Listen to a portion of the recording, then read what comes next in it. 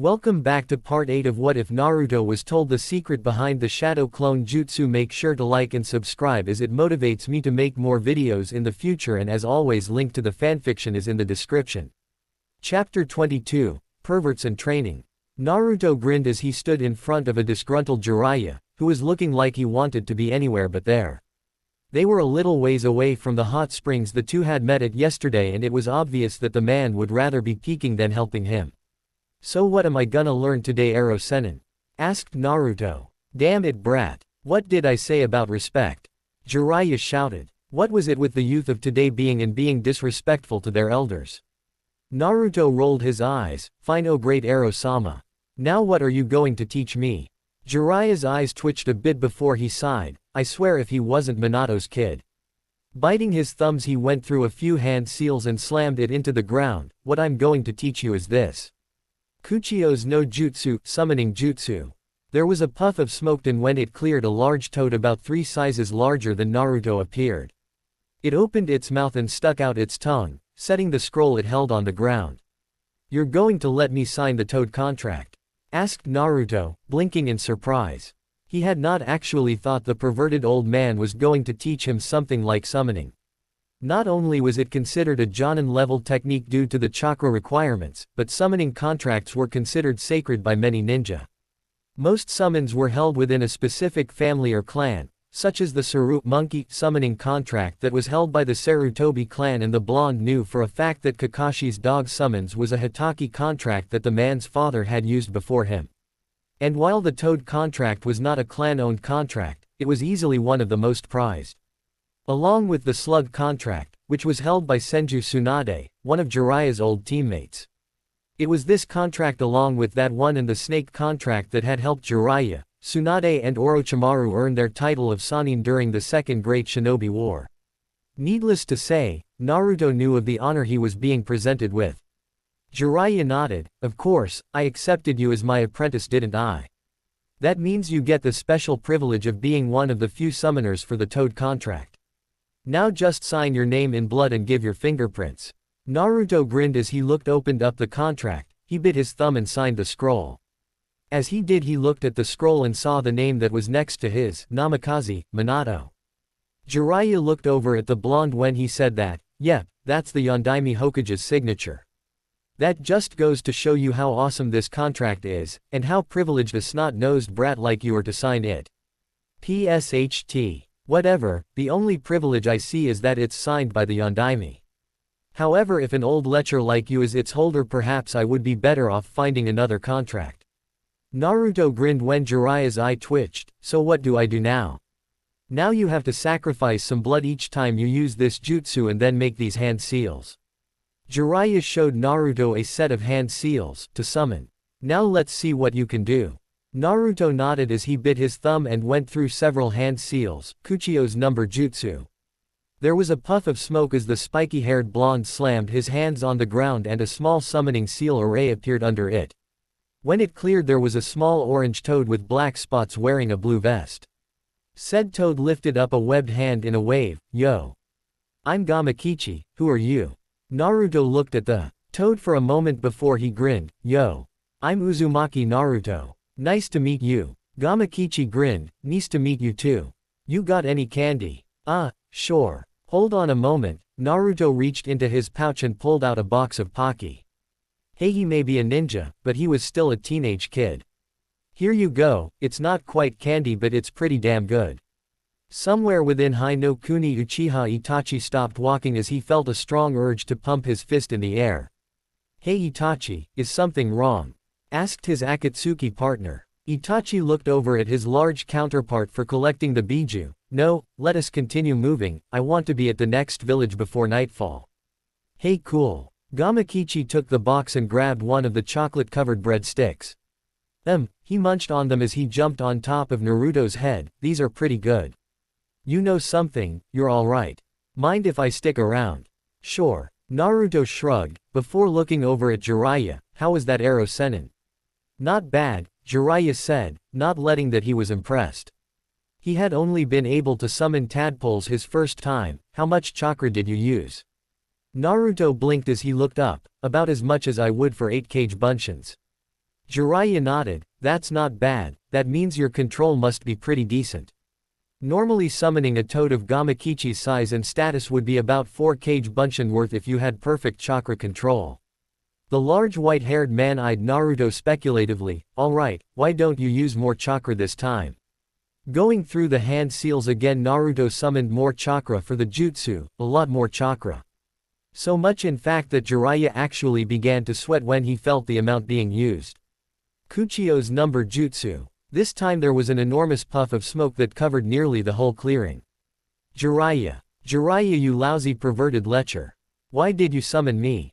Jiraiya paled. Out of all the toads he could summon, why did he have to summon him? The white-haired Sannin immediately went to hide somewhere. No doubt the toad Naruto just summoned was still upset about his last escapade where he had used him as a means to get away from a horde of angry women. Still, for Naruto to summon him, of all toads. That kid really is going to be something when he grows older. The smoke had finally cleared, and when it did, it revealed a huge toad about the size of the Hokage Tower. In his mouth was a large pipe. He was wearing a blue coat and had a large blade strapped to his waist. Naruto easily recognized the boss toad Gamabunta from all the depictions of him from the books he had on the Yondaime. Jiraiya, where the hell are you? Answer me. Naruto hopped down from the large toad's head, making the creature's eyes immediately focus on him. Who the hell are you, Gaki? Normally Naruto would have scowled at being called that, but the fact that he just summoned the boss for a summoning contract made him feel he could withstand any insult. And so instead he gave Gamabunta a cheeky grin. I'm the one who summoned you, of course. Gamabunta's large eyes blinked for a moment, right before the large toad started laughing. Bwahahaha. You expect me to believe some snot-nosed little Gaki like you summoned me? Get real. Now where's that pervert Jiraiya? This time Naruto did scowl. This toad was getting on his nerves. Eros Sennin didn't summon you. I did. The large toad boss was about to send a retort when Gamakichi made himself known. It's true, Pops, I watched this kid summon you. Gamakichi. Gamabunta asked in surprise, what are you doing here? The kid summoned me. I thought he was cool, so I decided to stick around. Gamikichi put another stick of Pocky in his mouth. Anyway, this kid did summon you. I was right here watching him. I see. Gamabunta looked at the blonde, who stared back defiantly, much like another spiky golden-haired blonde Gaki had a dozen years before. Well, I know my son's not a liar, so I'll believe you. However, don't think that just because you summoned me means you get to be one of my underlings. We still have to drink together to commemorate you becoming my summoner. Well, that might take a while. I don't have any alcohol on me. Naruto scratched the back of his head. Besides, aren't I a little young? You're a ninja, aren't you? Old enough to kill, old enough to drink, wasn't it? Gamabunta paused. Tell you what, we'll hold off on the drink for later. Tell that perverted lecher I approve. Got it. Naruto shouted as Gamabunta disappeared in a puff of smoke. The blonde flipped over and landed on his feet. Nice job, Gaki. Jiraiya said as he came over to Naruto. I really didn't expect you to be able to summon Gamabunta out of all of the summons available. Naruto smirked. Still think teaching me will be a waste of your time. Jiraiya shook his head as he plastered a smirk on his face. Don't get cocky, Gaki. You're still no one near strong enough to even lay a finger on me, even when I have one arm tied behind my back. You wanna bet? Naruto asked, narrowing his eyes at the man.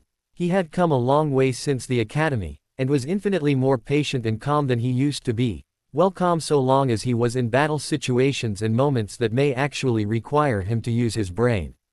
But if there was one way to anger Naruto, it was to underestimate him. Jiraiya smirked as he looked at the blonde. If you think you can take me on, then come and try, Gaki. Like Naruto, many of the other genin who had made it to the finals were busy training themselves.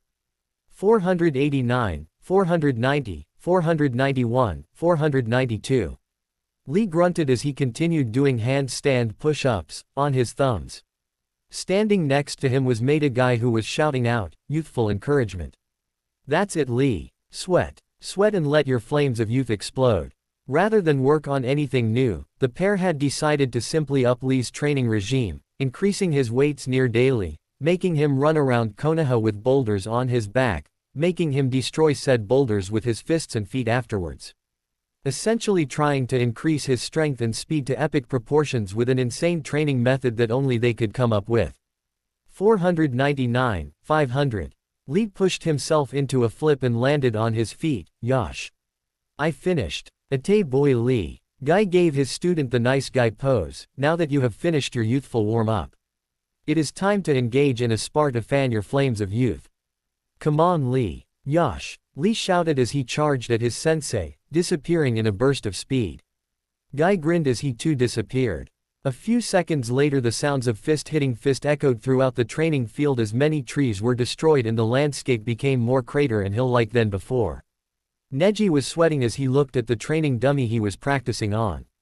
Getting the technique he wanted to master was turning out to be quite difficult, more difficult than he had initially thought it would. The Juken relied on being able to see a person's tenketsu points in order to close or destroy a person's chakra system.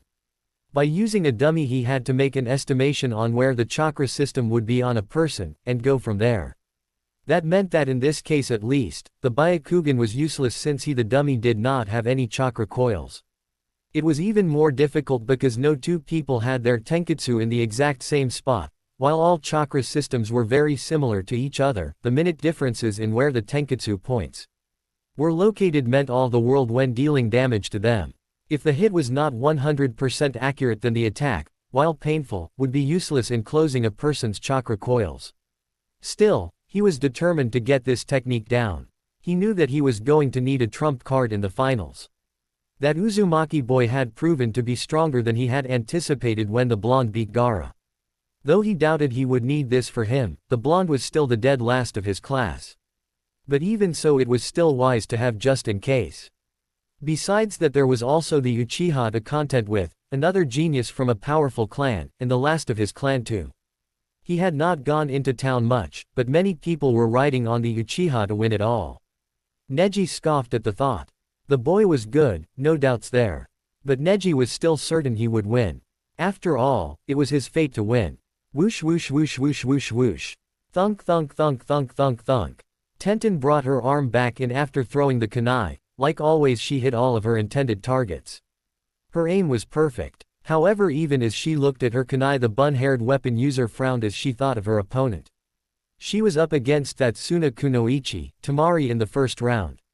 From what she had seen of the girl in the final, she was a wind user. For a weapons user like her, that meant nothing but trouble. Any weapon she threw, Tamari would just be able to blow away with that fan of hers. That meant she would have to get in close.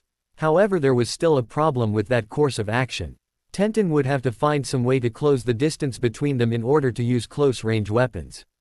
And while Tenten trained with weights, as well as with the speed demon that was known as Lee, she was not anywhere near as fast as him. However, that in no way implied that she was going to give up, not without least giving it her all in the fight. She would just have to train hard and do her best. Looking at the training dummy, she took aim, this time with shuriken. At an unknown location far from Konoha, Sasuke panted heavily. His entire body was laden with sweat and he felt as if someone had put him through a meat grinder. He was feeling pain in places he didn't even know existed.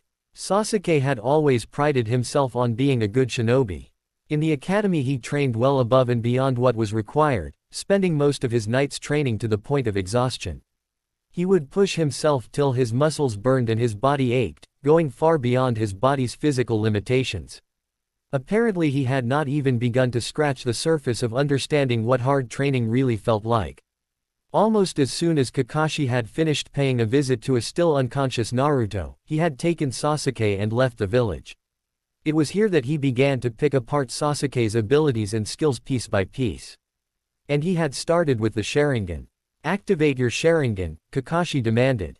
Sasuke obeyed immediately and his eyes transformed to the familiar red with single tomo in one eye and two in the other.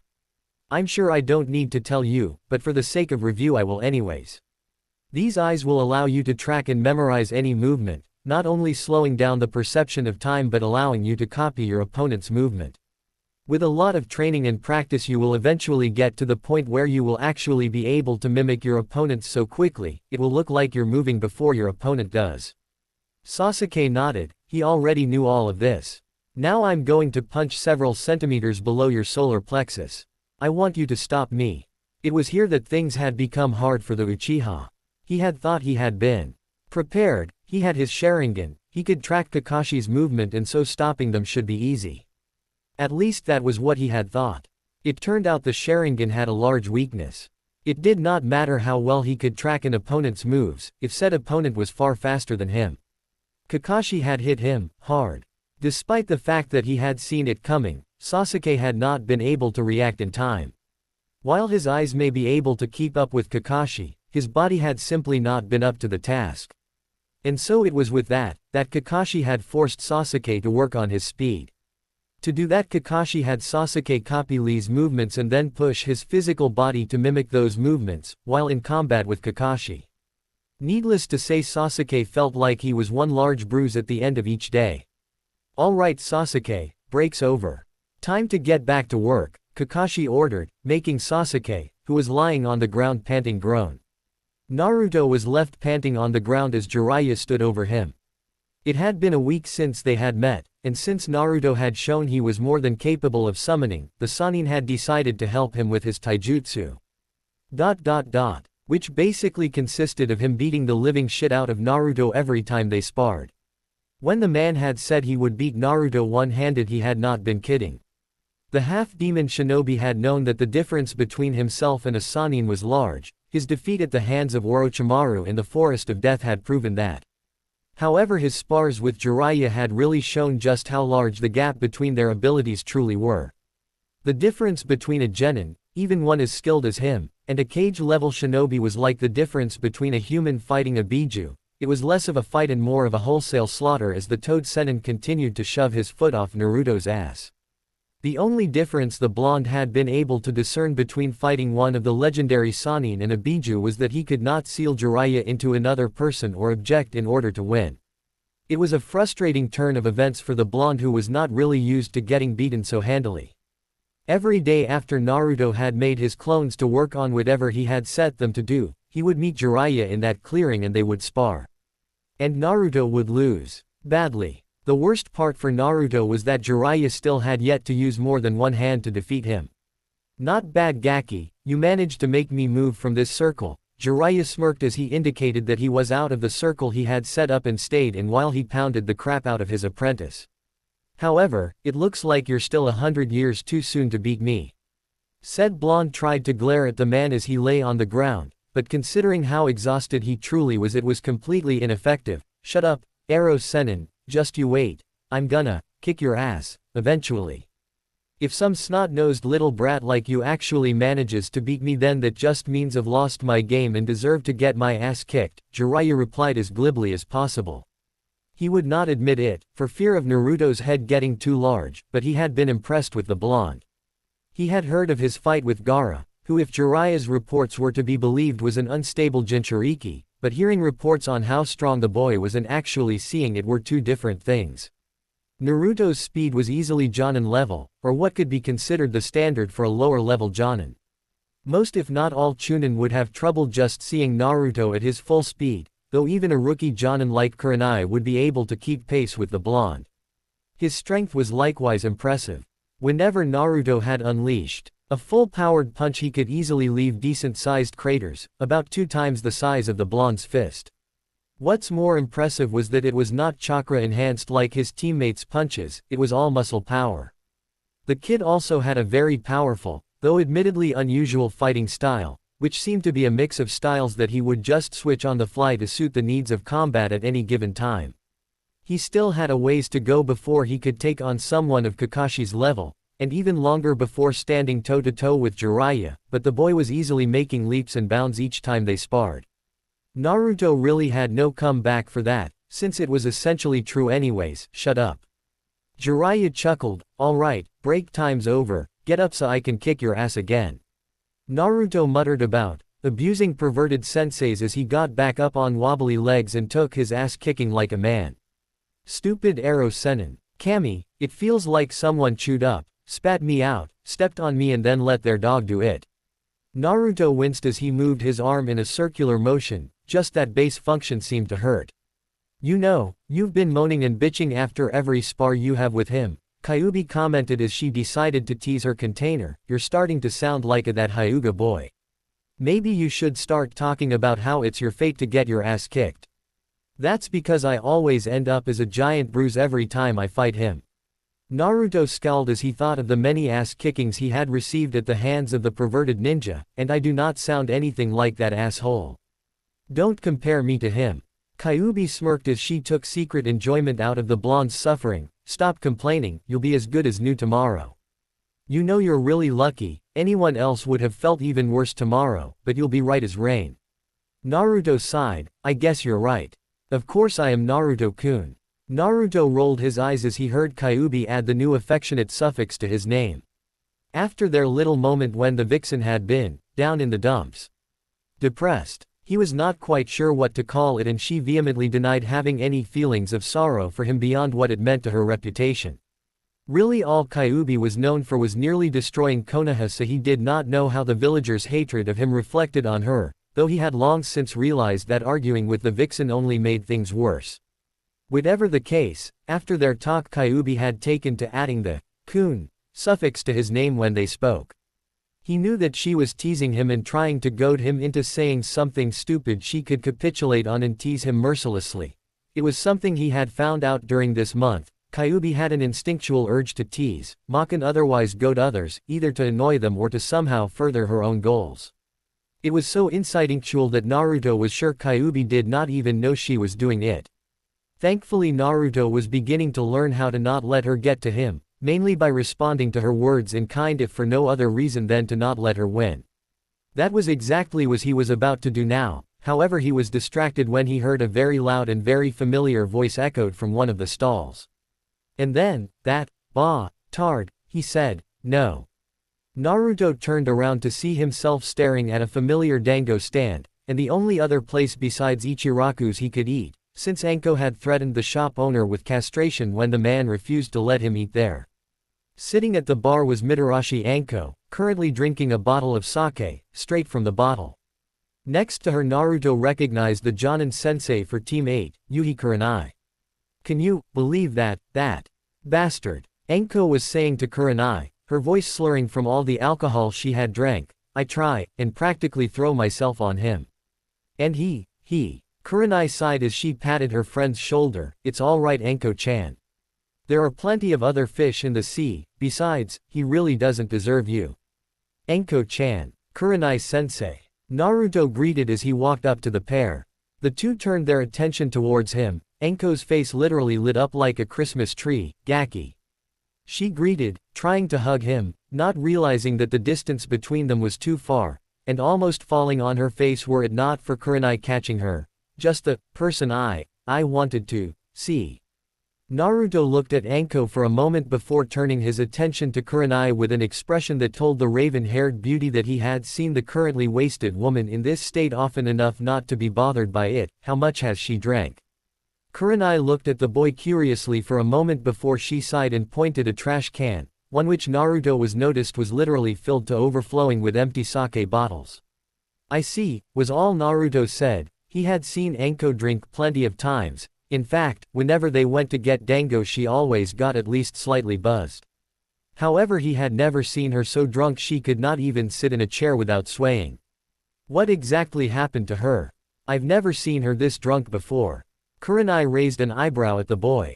She knew that he had been spending a lot of time with Anko. Her purple-haired friend would talk about the boy every chance she got, telling her how fast he was learning and how fun he was to mess with. She was actually pleased to know that there was someone out there who genuinely seemed to care for Anko. It seems she had another run-in with Kakashi, Kurenai said. Beside her Anko mumbled as she lay her head on the table, the bastard. Apparently, Anko asked him out for a date, again. And got rebuffed, again. Now that was surprising to Naruto. I didn't even know she liked Kakashi-sensei. From what I know they at least slept together once, Kurenai replied, scowling a bit since she did not feel that Kakashi deserved to sleep with her friend.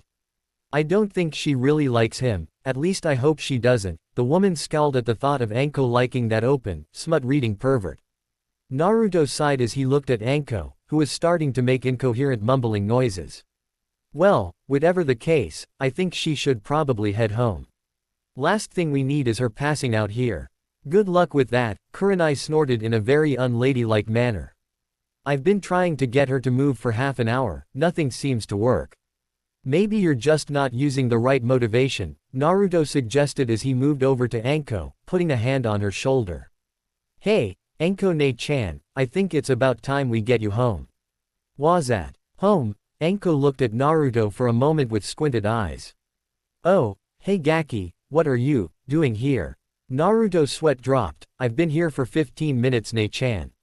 He grabbed one of her arms and placed it over his shoulder as he lifted her off the stool. Now come on, it's time for you to leave.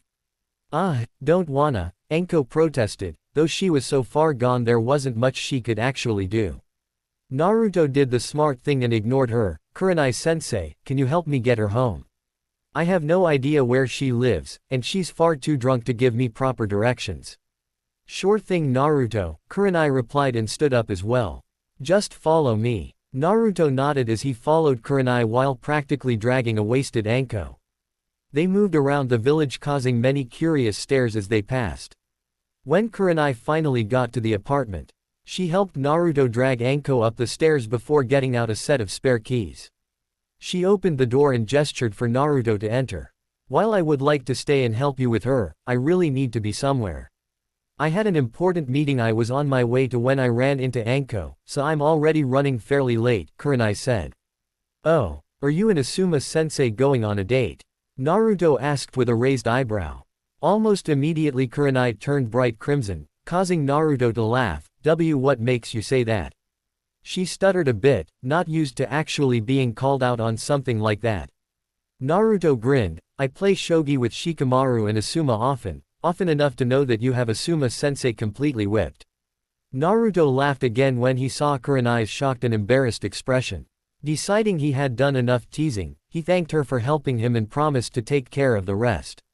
Closing the door, Naruto looked at Anko. She was still conscious, but barely, and seemed to be mumbling about dango, snakes, gakis and perverts. Sighing, he hefted her up in a bridal carry, since it would be too difficult to maneuver around in her messy apartment. He didn't notice Anko snuggling against his chest as he made his way around the various obstacles of her apartment. When he reached the door to her room, Naruto was forced to make a clone to open it for him, as well as to pull the covers down so he could set Anko in the bed. The clone had dispelled himself just as Naruto placed Anko on the bed. He was about to get back up and leave, when Anko seemed to notice the loss of warmth and immediately snatched onto him, pulling him down onto her before she cuddled him like an overgrown plushie, smothering his head in between her breasts. Naruto immediately turned bright red as he felt Anko's barely covered chest pressing against his face. Even if he had been in slightly similar situations before, the fact that he was in a bed with her and she was now rubbing herself against him was more than Naruto could take in, despite the fact that he could only ever think of Anko as an older sister figure. He was also still a hot-blooded male. Thus he ended up passing out from blood loss. Within the seal, Kyuubi saw her container's predicament and shook her head. Somehow, I'm really not surprised this has happened. Even though she was irritated that the snake woman was touching her container, she could not hold in a smirk as she thought of what the blonde's reaction would be tomorrow. I can't wait to see what happens tomorrow when he wakes up. Waking up the next morning had definitely been one of the most awkward and embarrassing moments of Naruto's life. He had passed out from another nosebleed as soon as he woke up, and it didn't help that Anko began teasing him mercilessly about sleeping with older women. Of course, when he had sufficiently recovered from his embarrassment, he had gotten her back by calling her out on her seeming desire to have fun with children, immediately after saying that he had been forced to hightail it out of her apartment when she began launching her snakes and sharp pointy objects at him. After that, most of the last week had been spent with Jiraiya beating the crap out of him. He would wake up in the morning, get ready, make 500 clones to train in various ninja aspects, then he would go spar with Jiraiya and lose every time. Oftentimes he would be in so much pain and so tired that Jiraiya had to carry him back to his home. Not that that was the only thing they had done. Jiraiya had taken to helping Naruto with several seals the blonde Hanyu had been working on, and had to admit to being impressed by the teen's genius when it came to sealing. The white-haired Sanin had been particularly impressed by the Daiorusu Fujihoin that he had come up with to try and help get rid of Anko's cursed seal. They had also taken to studying Naruto knew that if he wanted to not only win in the final exams, but excel in them, he would need to know more about his opponents. That meant he had to study. And so Naruto had picked Jiraiya's brain on what the man knew of the people he would face. Admittedly, it was not much, but the man had a lot of general knowledge that would benefit him. Information on the Hyuga clan's taijutsu and byakugan, or Gai's fighting style. The man even had some basic information on Yugito, who Naruto had a feeling would be his biggest challenge. They had spent several lunch breaks trying to formulate strategies on the best way for Naruto to defeat these opponents. That was how it stayed for the last week, and the only other thing he did that was not training was going on that second date with Yugito that he promised.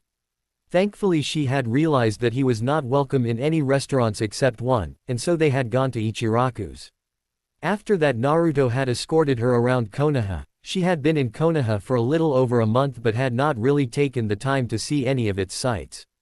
And so Naruto had shown her some of his old stomping grounds, as well as his favorite spot on the Hokage monument, right on top of the Yondaimi's head.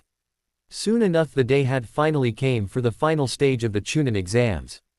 Day of the Chunin exam finals. Sarutobi watched with an impassive expression, not letting any hint of his weariness show as the carriage bringing the wreckage of Kumogakure entered the village. While it was perfectly normal for an allied nation to attend the Chunin exams to watch their shinobi progress, it was a rather rare and unusual event for a non-allied village's leader to do so. Konohagakure and Kumogakure had not been allies since the First Shinobi War. The village hidden in the clouds had in fact been one of their worst enemies during both the Second and Third War, second only to Iwa in the Third Great War. It did not help matters that Kumo had attempted to use the peace talks after the Third Shinobi War to make an attempt at stealing the Hyuga heiress in order to gain the Byakugan. By all rights, Sarutobi should have denied the man a chance at coming to Konoha. However, there were a few reasons he had not. The first was that the Yondaime Reikage was fairly new, having only been in his position for a few years. After his father, the Sandaime Reikage had been ousted for the debacle he had created when attempting to steal the Byakugan. The Yondaime Reikage, who was simply known as A, did not seem to care for the Byakugan and had in fact sent a formal letter of apology, though due to the body being destroyed when the Sandaime had been ousted, he had not been able to send the remains of Hyuga Hazashi. The second reason was Sarutobi's hope that having an extra cage would serve as a deterrent for Orochimaru's planned invasion. Given the information provided by Jiraiya, Orochimaru's sudden appearance and subsequent marking and attempted marking of Sasuke and Naruto respectfully, as well as his own knowledge on his student, he knew that Orochimaru would not have shown himself unless he was planning to take action against his former home. A beep on his desk alerted him to a call from a secretary. Pressing a button on the intercom, he spoke. "What is it?" "The Reikage of Kumogakure is here to see you, sir." "Very well, send him in." Sarutobi straightened in his chair and despite his age, presented himself with a strong image. The door opened and in walked a very tall and muscular dark-skinned man wearing the cage robes and hat of Kumo and no shirt underneath. As the man stepped into the office, he closed the door and removed his hat, revealing yellowish-white hair and eyebrows with a pointed goatee. "Hokage Dono," the man greeted in a gruff voice. "Reikage Dono," Sarutobi greeted, his voice polite and not betraying any emotions. "Would you like to take a seat?" "I am fine, thank you." "I understand." Sarutobi looked at the man. "Though you may want to get a little more comfortable. I had not been able to send a message for fear it would be intercepted, however something has come to my attention that I feel you may wish to know before the Chunin exams begin." The Reikage raised an eyebrow, interested yet also weary of what the much older and experienced Kage wanted to tell him. It was a beautiful day in the village hidden in the leaves. The sun was shining down upon the village, children were playing in the streets as they made their way to their classes, while a gentle breeze ruffled the many trees in the village. Over all of this, the sounds of cheering could be heard as people from all over gathered at the stadium for the Chunin exams to begin. People from all stations of life, from shinobi to civilians, nobles and daimyos, all had come to watch the finals. From his place in the arena, Naruto watched as people cheered, crowed and placed bets on who they thought would win. Many he knew were here to cheer on his teammate to win, something that caused him to scowl a bit. Why people would think that just because Sasuke was the last of his clan made him invincible was incomprehensible to him. He sighed to himself as he pulled the large straw hat he was wearing down further to hide his face in shadow. I wonder where the Tem is. It's not like him to miss this. Who knows Naruto-kun? Kyuubi piped up as looked at the crowd through Naruto's eyes. She was thankful that unlike the seals her previous containers had used to hold her in, this one actually let her see what was going on.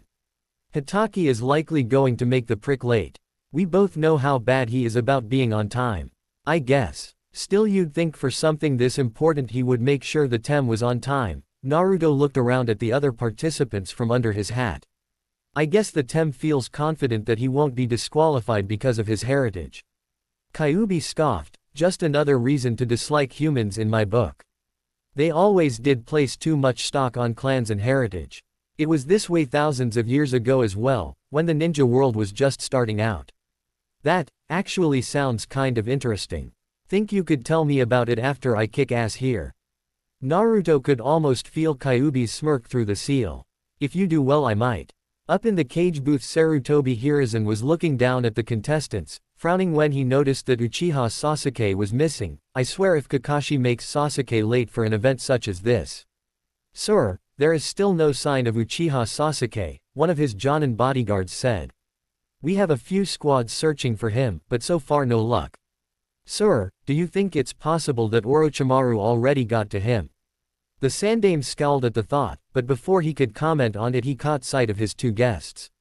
Ah, Kazekage Dono, Raikage Dono, good to see you both, the elderly Hokage gave them a friendly smile. Yo, the Raikage greeted, taking his seat on Sarutobi's left. Good to see you Hokage Dono, replied the Kazekage in a deceptively soft-spoken voice as he took the seat on the Hokage's right. I hope the long journey wasn't too much trouble for either of you.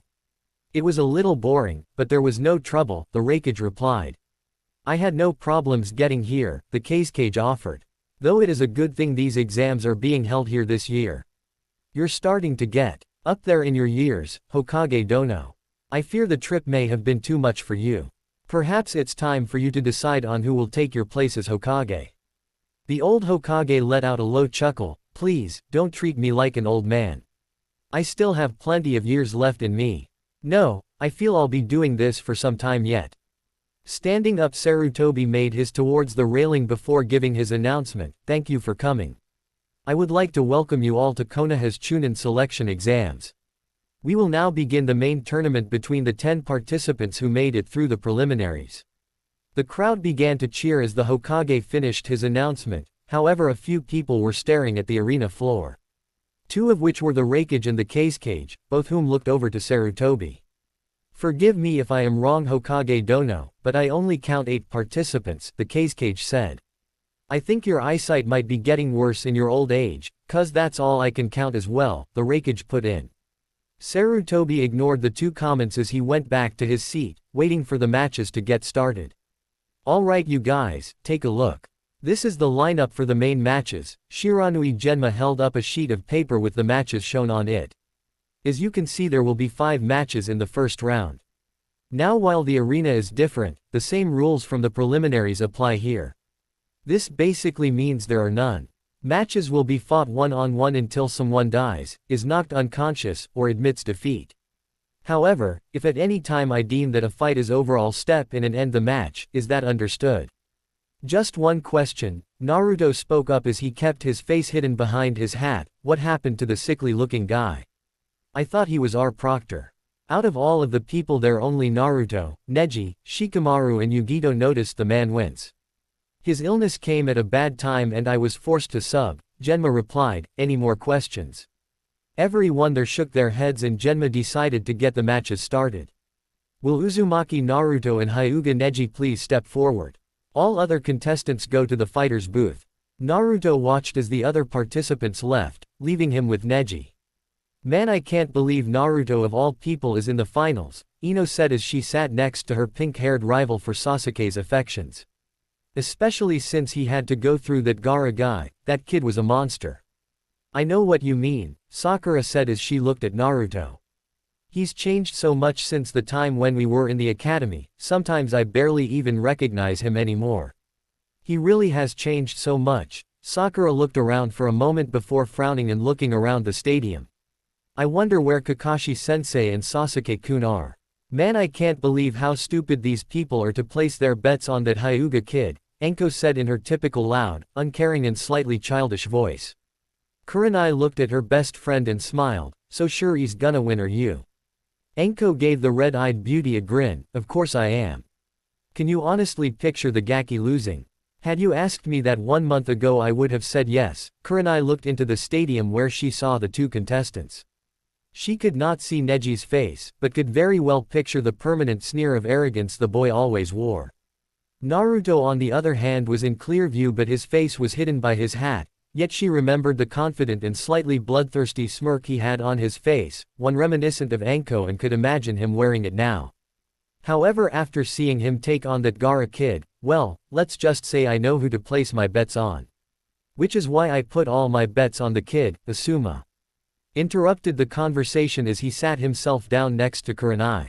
No way is he gonna lose. A smirk came onto the chain-smoking Jonin's features. He's not only strong but he's damn intelligent too, even if he doesn't like to act like it. Oh. Kurenai raised a delicate eyebrow while Enko grinned. Yep, Asuma nodded. That kid down there is the only person I know besides Shikaku who can defeat Shikamaru and Shogi.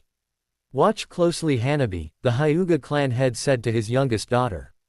Among the Hyuga, there is no better prodigy than Neji. Yes to Sama, the little lavender-eyed girl replied. It's surprising to see the Uzumaki kid is actually fighting in the finals, Katetsu, one of the Chunin proctors said. Who would have thought? Yeah, it is pretty surprising, especially with all the rumors I've been hearing about the kid, Izumo said.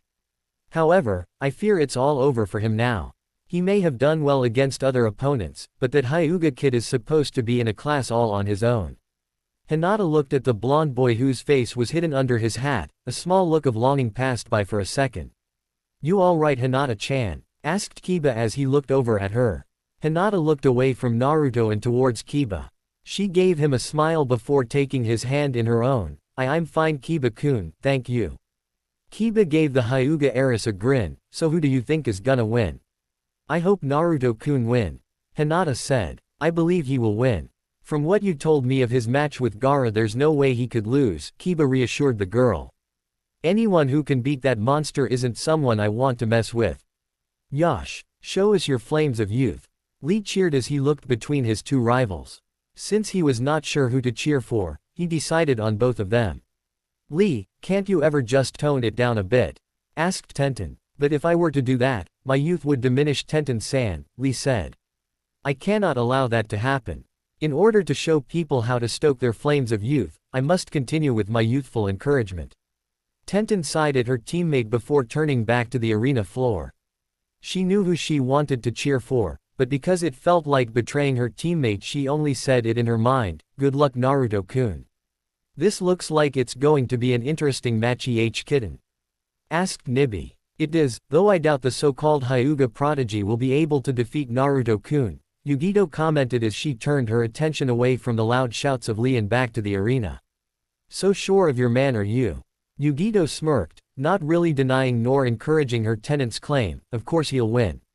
Naruto-kun is a lot stronger than he lets on. The Hyuga genius versus Uzumaki, the Cage said. This is bound to be an interesting match. Anyone who can take on my son Gaara and win is definitely a strong shinobi. That he is, Sarutobi chuckled. The boy has surprised me time and time again, and I suspect he will surprise me even more before the day is done. I had not realized there were any Uzumakis left, the Raikage said, as he gave an intent stare towards the hat-wearing genin. Many had forgotten the famed Uzumaki clan, a clan that had originated from Uzushiogakure no Saito village hidden in the whirlpool which was located in the Uzu no Kuni land of whirlpools. However, I had remembered from his battles with them in the beginning of the Third Great War, just how fearsome they were with their special chakra and their powerful fuinjutsu. If the young Uzumaki male was anything like his predecessors, this would make for an interesting battle. Sarutobi sighed. From what I suspect, he is the last of his clan. The Raikage looked over at Sarutobi before giving a nod and turning his attention back to the arena. I get the feeling this will be quite the battle, the Raikage said as he got more comfortable in his chair. Indeed, the Cage agreed with some amusement. Show them what you can do, Naruto-kun. Sarutobi looked at the boy, Even though he could not see Naruto's face, he could feel the boy's confidence. Show the villagers how strong you've become and how wrong they are about you. Genma looked up at Sarutobi to see the man nod. Nodding back, he got started. We will now start the first match.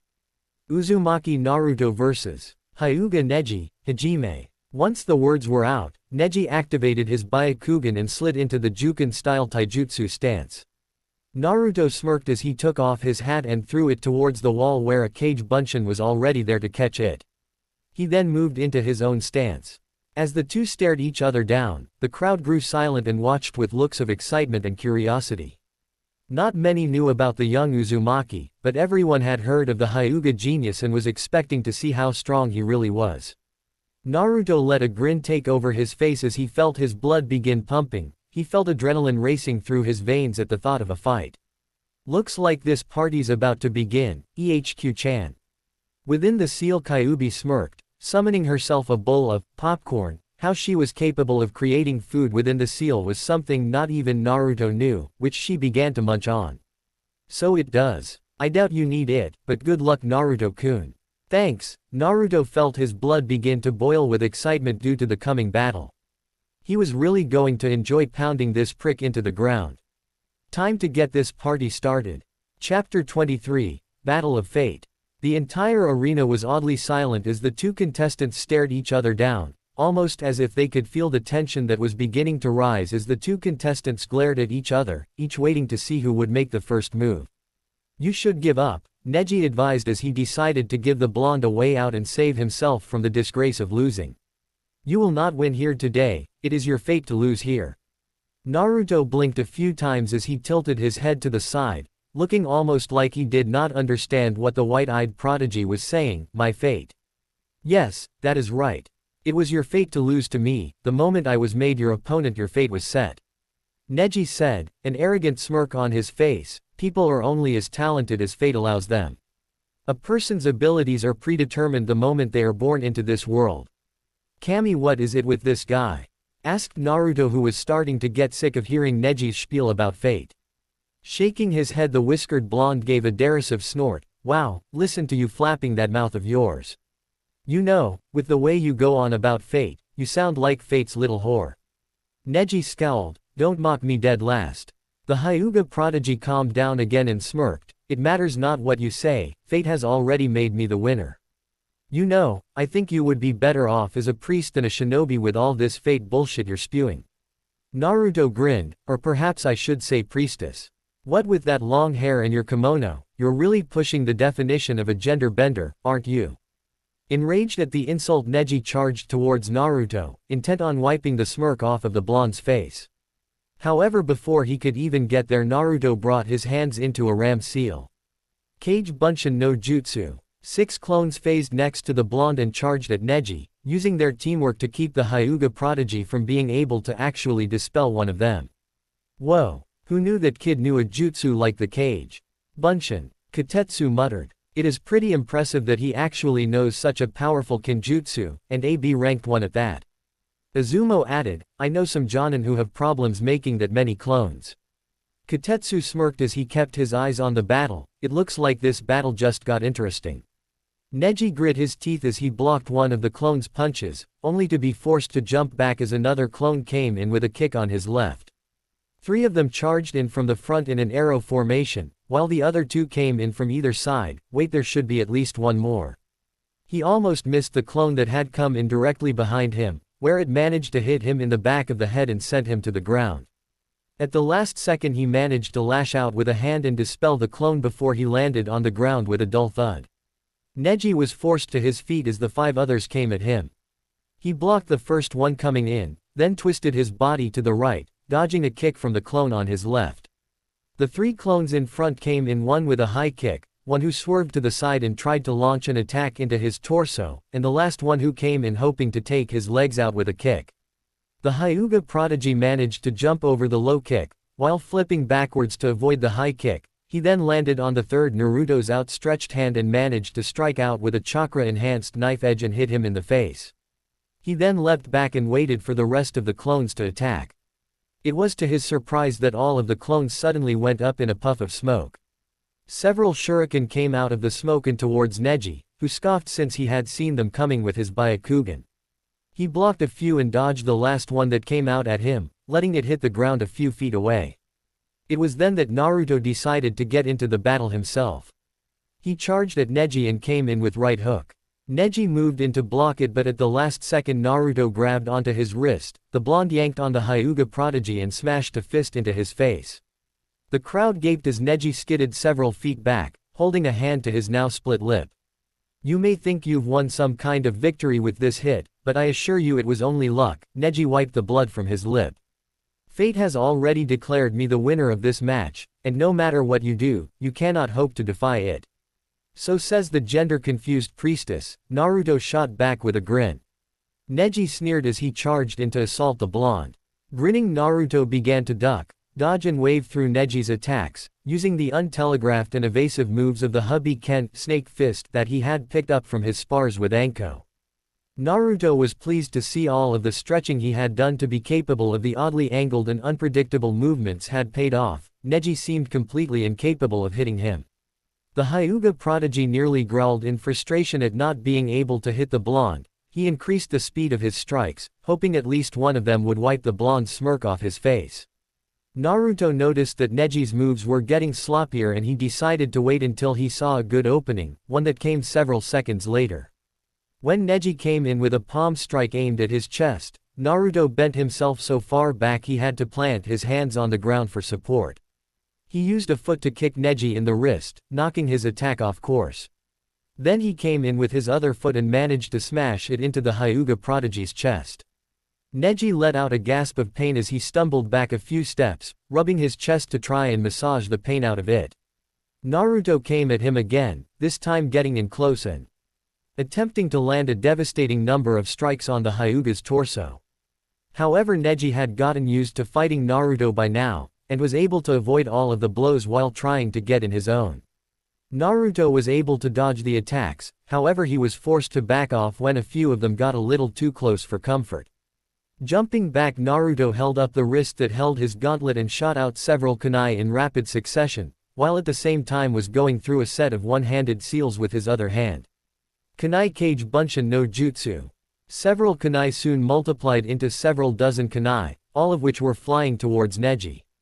What the? One-handed seals? Is he for real? Yelled a shocked Tamari. Now that's impressive, Yugito murmured, having never seen anyone use one-handed seals before.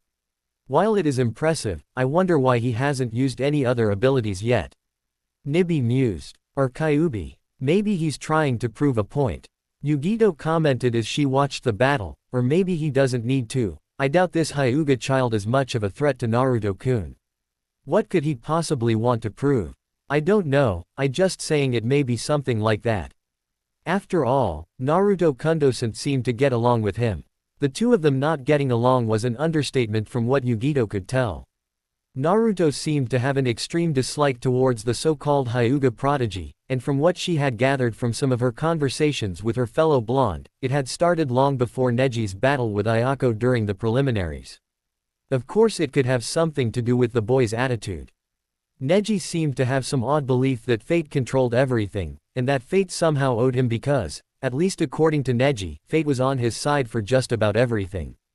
At least that was the feeling Yugito got the few times she had listened to the Hyuga prodigy. Realizing there were too many to dodge or block, Neji began to pour chakra through his tenketsu points, forcing more and more chakra out of his body before he began to spin. Hakusho. Kaden. He yelled out as a light blue dough of spinning chakra formed around him, blocking all of the kunai and making them harmlessly bounce off the blue spherical shield. Hanabi gasped as she looked up at her father. Tusama, that's. Yes, he ushazade with a slight nod. The Kaden, a technique of the main branch family. For Neji to have learned something like this on his own. Such talent is wasted in the branch family. Neji stopped spinning as the dome died down around him. He stood back up and smirked. You should have known such simple tricks wouldn't work on me. Naruto shrugged. I merely wanted to force you to use one of your trump cards. And in case you haven't realized yet, you have yet to land a single hit on me, so don't act so superior. Neji scowled before he charged back in, far faster than Naruto had expected since it was almost, but not quite as fast as Lee, when he had his weights on. It was because of this that Neji managed to get in close before Naruto snapped out of his stupor and blocked a strike that came in from the left. The blonde winced a bit as he blocked a Juken strike with his left hand, while the Yuki he was channeling through his body kept his Tenketsu point from being closed. It still hurt. Naruto backpedaled as he tried to gain some distance, but that plan was put to a stop as Neji charged after him. The blonde Hanyu was forced to duck and weave in between strikes that were coming far faster and more fluidly than before, and it was obvious to Naruto that his opponent had been holding back. Obviously he had not been expecting Naruto to be such a fierce opponent. Not being able to see an opening this time, Naruto decided he had to take a strike in order to get one. When Neji came in with an attack towards the blonde's chest, he moved himself ever so slightly so that it hit his shoulder instead. Naruto winced a bit but was still able to launch a kick which hit Neji in the chest and sent him flying backwards. Neji landed on his back and skidded across the ground, grimacing as he held a hand to his chest. The blonde kicked hard, maybe even as hard as Lee, and that was saying something. He looked up in time to see Naruto coming in again, his fist striking out in a jab towards his face.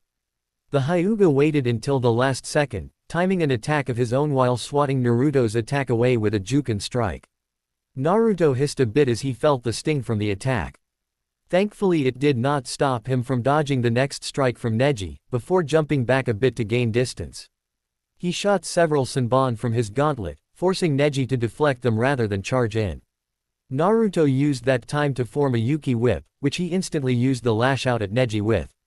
It was only thanks to the Hyuga's Byakugan that he had been able to see it coming and dodge appropriately.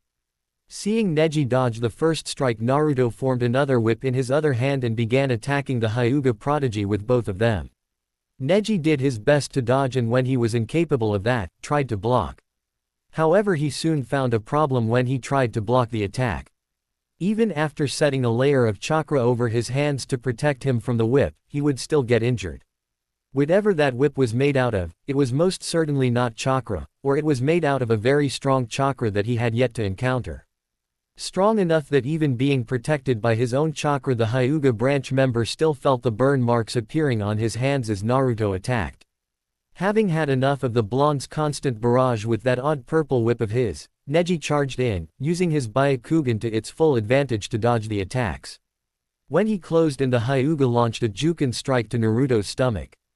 However, the blonde was able to swat the attack away before any damage could be dealt. He retaliated by lashing out with a kick, but was surprised when Neji caught it.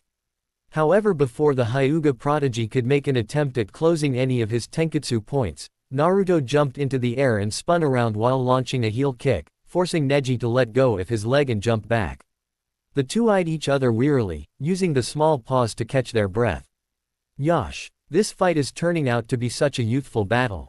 Lee shouted. Those two are really in the springtime of their youth. Tenten's left eyebrow twitched a bit. Lee, can you please tone it down?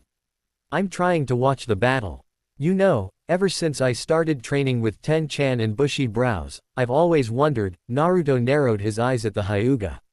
Why do you always go off on one of those fate rants of yours? You've gone on and on about fate to me ever since we met, but I've never heard you explain why you believe that. That is none of your business. Neji grit his teeth, both at the question and his seemingly inability to take the blonde down. The hell it isn't. Naruto growled at the Hyuga prodigy, baring his elongated canines to him. All I've ever heard from you is fate this and fate that. You keep on bitching like a little pussy from some soap opera. I saw how you reacted during Hinata's fight when she used the Kaden. I saw how you reacted when I mentioned her when we first met. And I sure as hell saw how you nearly killed that Kumo Kunoichi despite the fact that the proctor had called the match. Such unbridled hatred for others, those who have done no wrong to you, and even family. I don't know much about family, seeing as how I've never had one, but I do know that you're not supposed to hate family for no fucking reason. No reason. Neji narrowed his eyes, the bulging veins around them faded as he turned them off to conserve chakra. He was starting to run low, he realized, and this small reprieve may allow him to gain some valuable energy. You want to know? Very well, I'll tell you why fate is the only thing that exists. Perhaps then you will understand why fighting against fate is pointless. Within the Hyuga's main house, there is a special ninjutsu that has been passed down through the generations. This jutsu is a cursed seal jutsu. Naruto frowned at the words cursed seal as it sounded like what Orochimaru had attempted to place on him, cursed seal. You mean a fuinjutsu? Yes. This cursed seal represents an inescapable fate, that of a caged bird, Neji said, and though his face was calm Naruto could hear the barely restrained rage in his voice, even though it was covered up in layers of indifference and arrogance. The Hyuga prodigy reached up and untied his headband, revealing to Naruto a seal located in the center of his forehead. On the day when I had turned 4 years old, I had this seal carved into my forehead using that cursed seal jutsu. That same day, a grand ceremony was taking place. One of the shinobi leaders from Kumo, which had been warring with Konoha for many years, had come to sign an alliance treaty to end the constant warfare. However, at this signing, which everyone from the Hokage down to the lowest genin had gone to, one clan was missing. That was the Hyuga clan. You see, that day was an important day for us. It was the day the Hyuga heiress turned 3. Hinata-sama's birthday. My father, Hyuga Hizashi, and Hinata-sama's father, Hyuga Hiyashi-sama were twins. However, because Hiyashi-sama was born first, he became a member of the main family, while my father, who was born second, became a member of the branch family. Neji paused as he remembered that day, the look his father had when Hiyashi had taken him away to get that cursed seal put on his forehead, the rage on his father's face. With a shake of his head he banished the memories. When Hinata-sama turned 3, I was turned into a caged bird with this cursed seal, as was my fate as a member of the branch family. Naruto frowned. Wasn't family supposed to be one of the most important things in this world? He knew the basics of the Hyuga clan from what he had read in the library and what Jiraiya had told him, but this information confused the blonde. I don't understand. Why is something like that necessary? Is it something to distinguish the main house from the branch house? Neji gave a derisive snort. Do not be foolish. This seal on my forehead is not just for decoration, something to tell the world of my lower status. This cursed seal is the absolute fear of death given to us by the members of the main house. With nothing but a simple hand seal, a branch member's mind can be destroyed, and death is just as easy for the seal to attain. And this curse will only disappear after death, destroying the Byakugan's abilities when it leaves. The Hyuga clan is one of the clans that holds an advanced Kekkei Genkai. There are many people who have gone after it, and so, with this seal the branch members are made to live only to serve and protect the main house. Any disobedience was dealt with harshly. It was a system created to eternally protect the Byakugan of the Hyuga clan. All branch members are expected to give their lives to this system. And it was because of this that my father was killed. It was on the night just after the treaty was signed, Hinata-sama was kidnapped. However, he was discovered by Hiyashi-sama before he could escape and was killed. It was dark and he was wearing a mask. Can you guess who it was?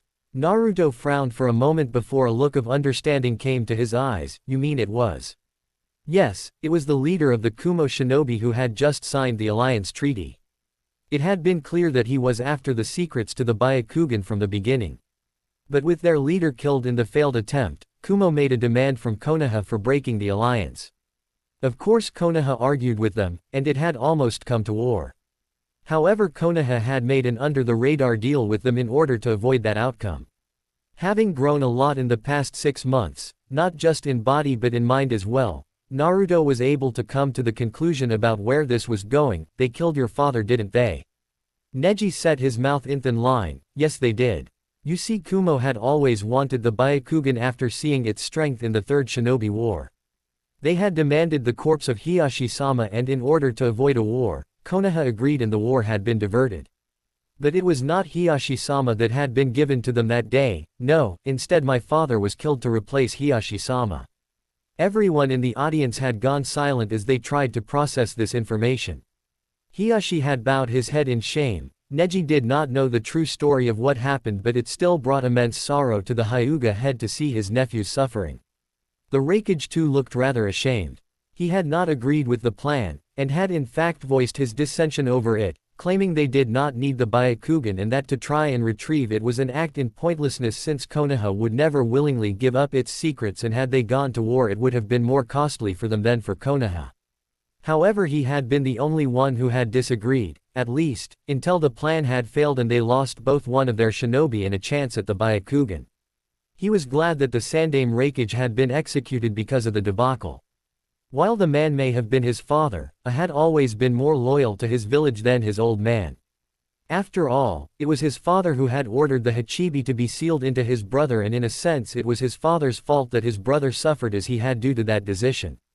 More than that, the man had become so obsessed with getting the Byakugan that he had willingly risked war with another village when neither of them could have survived a war. Neither Neji nor Naruto noticed the varying reactions of the crowd as they stared at each other. They were twins, their strength was virtually the same, however their fate was decided the moment of their birth. Born first, born second, just by that, their fate had been sealed. Neji retied his headband as he looked at Naruto. Now do you see? Because of this seal I will never be free. You have no idea what it's like to have a curse like this, a burden you can never get rid of. Naruto closed his eyes as his hand went to his stomach, an act which caught the attention of many of the shinobi old enough to know what he held. Then the blonde's shoulders began to shake as a small chuckle came out. The chuckle soon turned into a laugh, which then turned into full-blown raucous laughter. What's so funny? Neji scowled, enraged that this boy was making light of his curse. You think I don't understand where you're coming from? Naruto's laughter subsided as he shook his head. I do know what that's like. To have a terrible burden placed on you from day one. To have the odds stacked against you simply because you were in the wrong place at the wrong time. A bitter smile made its way onto Naruto's face. So, what? Who cares? What? Neji gasped, too shocked by the callous way Naruto dismissed his burden to even be angry. You stand here bitching and moaning about your fate, saying it's inescapable. That nothing you do and nothing you say will ever allow you to defy your fate. That's because nothing we do can change fate. Naruto shook his head and smiled. That's where you're wrong, Neji. And today, I will prove it to you by beating you into the ground. You can't prove anything. Neji turned his Byakugan back on and got in a stance. Because you are within my field of divination. Hake. Rokujuyansho, 8 trigrams, 64 palms. The Hyuga shouted before he rushed forward at speeds far higher than before. Hake. 2 palms. Neji struck out at Naruto with 2 palms, his hands a blur. Naruto dodged them with relative ease. 4 palms. Neji launched out with 4 attacks, yet none of them hit as Naruto continued weaving around the attacks. 8 palms. Getting frustrated, Neji increased the speed of his attacks. Naruto still dodged them, though he was forced to put in a little more effort. 16 palms. Hands becoming nothing more than a blur, the Hyuga prodigy lashed out. Yet not a single one got Naruto. 32 palms. Again Neji tried to strike Naruto, moving quicker than many of the Chunin and none of the Genin could see. Naruto was forced to increase his speed in order to dodge the attacks. Hake. 64 palms. Neji sent out his last attacks, increasing his speed to the point that only a few in the crowd could ever hope to follow. Naruto tried his best to dodge them, however one of the strikes had finally managed to get through and hit him. Boom. However, all that did was make Naruto explode in a shower of electricity. The entire crowd became absolutely shocked at the turn of events as Neji flew backwards and landed on the ground with a thud several feet away, his body twitching as the lightning chakra disabled his nervous system and motor functions. He couldn't even feel anymore, much less move. Rai Bunshin, lightning clone. The Raikage shouted as he stood up. How the hell could he possibly know the Rai Bunshin? That's a technique of Kumo. Sarutobi frowned. I do not believe that was a Rai Bunshin Raikage dono. Let us watch and see what happens next. The Raikage looked over at the old Hokage before nodding and sitting back down. What the hell just happened? Asked Tenten as she looked at the burnt and twitching Neji. What kind of jutsu did Naruto-kun just use? Naruto-kun. Does she know him as well? Yugito asked herself. She supposed she shouldn't be surprised. Naruto had said none of the younger generation knew of his burden, so it would stand to reason some of them may not hate him. Kitten, are you going to let that girl take your man? Yugito sighed. First off, he's not my man. I'll admit I like him. He's fun, nice, strong and sweet, not to mention cute. But we come from different villages, we both know a real relationship would be impossible between us. Then what about all this time you spent with him, kitten? I thought you were staking your claim. Yugito frowned as she looked at Naruto while giving her explanation to her tenant. I never said I wasn't. I don't particularly care if a real relationship is possible or not. So long as when we do see each other, I can be with him. Perhaps you can convince the Raikage to let you be an envoy to Konoha for him. That does sounds like a good idea, but that's only if he wants an alliance. And we both know it will take a lot to get the Raikage to agree to such a thing. He always believed in relying on our own strength than having the help of others. Nibi went silent after that, knowing it was true. What's going on? Where's Naruto? And what was with that Bunshin? Asked Ino, not entirely sure what had happened. I don't know, Sakura said in confusion. She was not even sure what had happened. I've never seen Naruto use anything like that Bunshin. The only clone technique I thought Naruto knew was the Cage Bunshin. Several feet away from Neji, the shuriken Naruto had thrown burst into a puff of smoke before clearing to reveal Naruto standing there. A shocked crowd watched as the blonde walked over to the disabled Neji, stopping just inside the Hyuga member's vision. Ow? Asked Neji, barely managing to move his jaw muscles due to the electricity messing with his motor functions. It's actually quite simple, Naruto said. When we fought and I first summoned those clones, they were not meant to test your reflexes, or see how strong you are. I already had a fairly good idea of your strength from the few times I was around when you would actually spar with Lee. Naruto kneeled down so no one else but Neji could hear what he said. No, those clones were solely summoned to see if there was a blind spot in the Byakugan. While most people in the crowd were wondering what the blonde shinobi was saying, Hiashi, who had mastered the art of reading lips, gasped. He of course knew of the blind spot the Byakugan had. The size of the blind spot depended on the strength of the user's Byakugan. It had always been a closely held Hyuga secret. For this boy to purposely find it was incredible, Hiashi whispered. Hanabi looked up at her San, noticing the look of shock on his face. She looked back down at the arena. How could Neji-san be beaten by some peasant?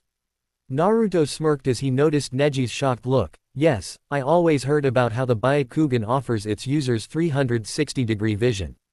But then again, I've never been one to listen to hearsay.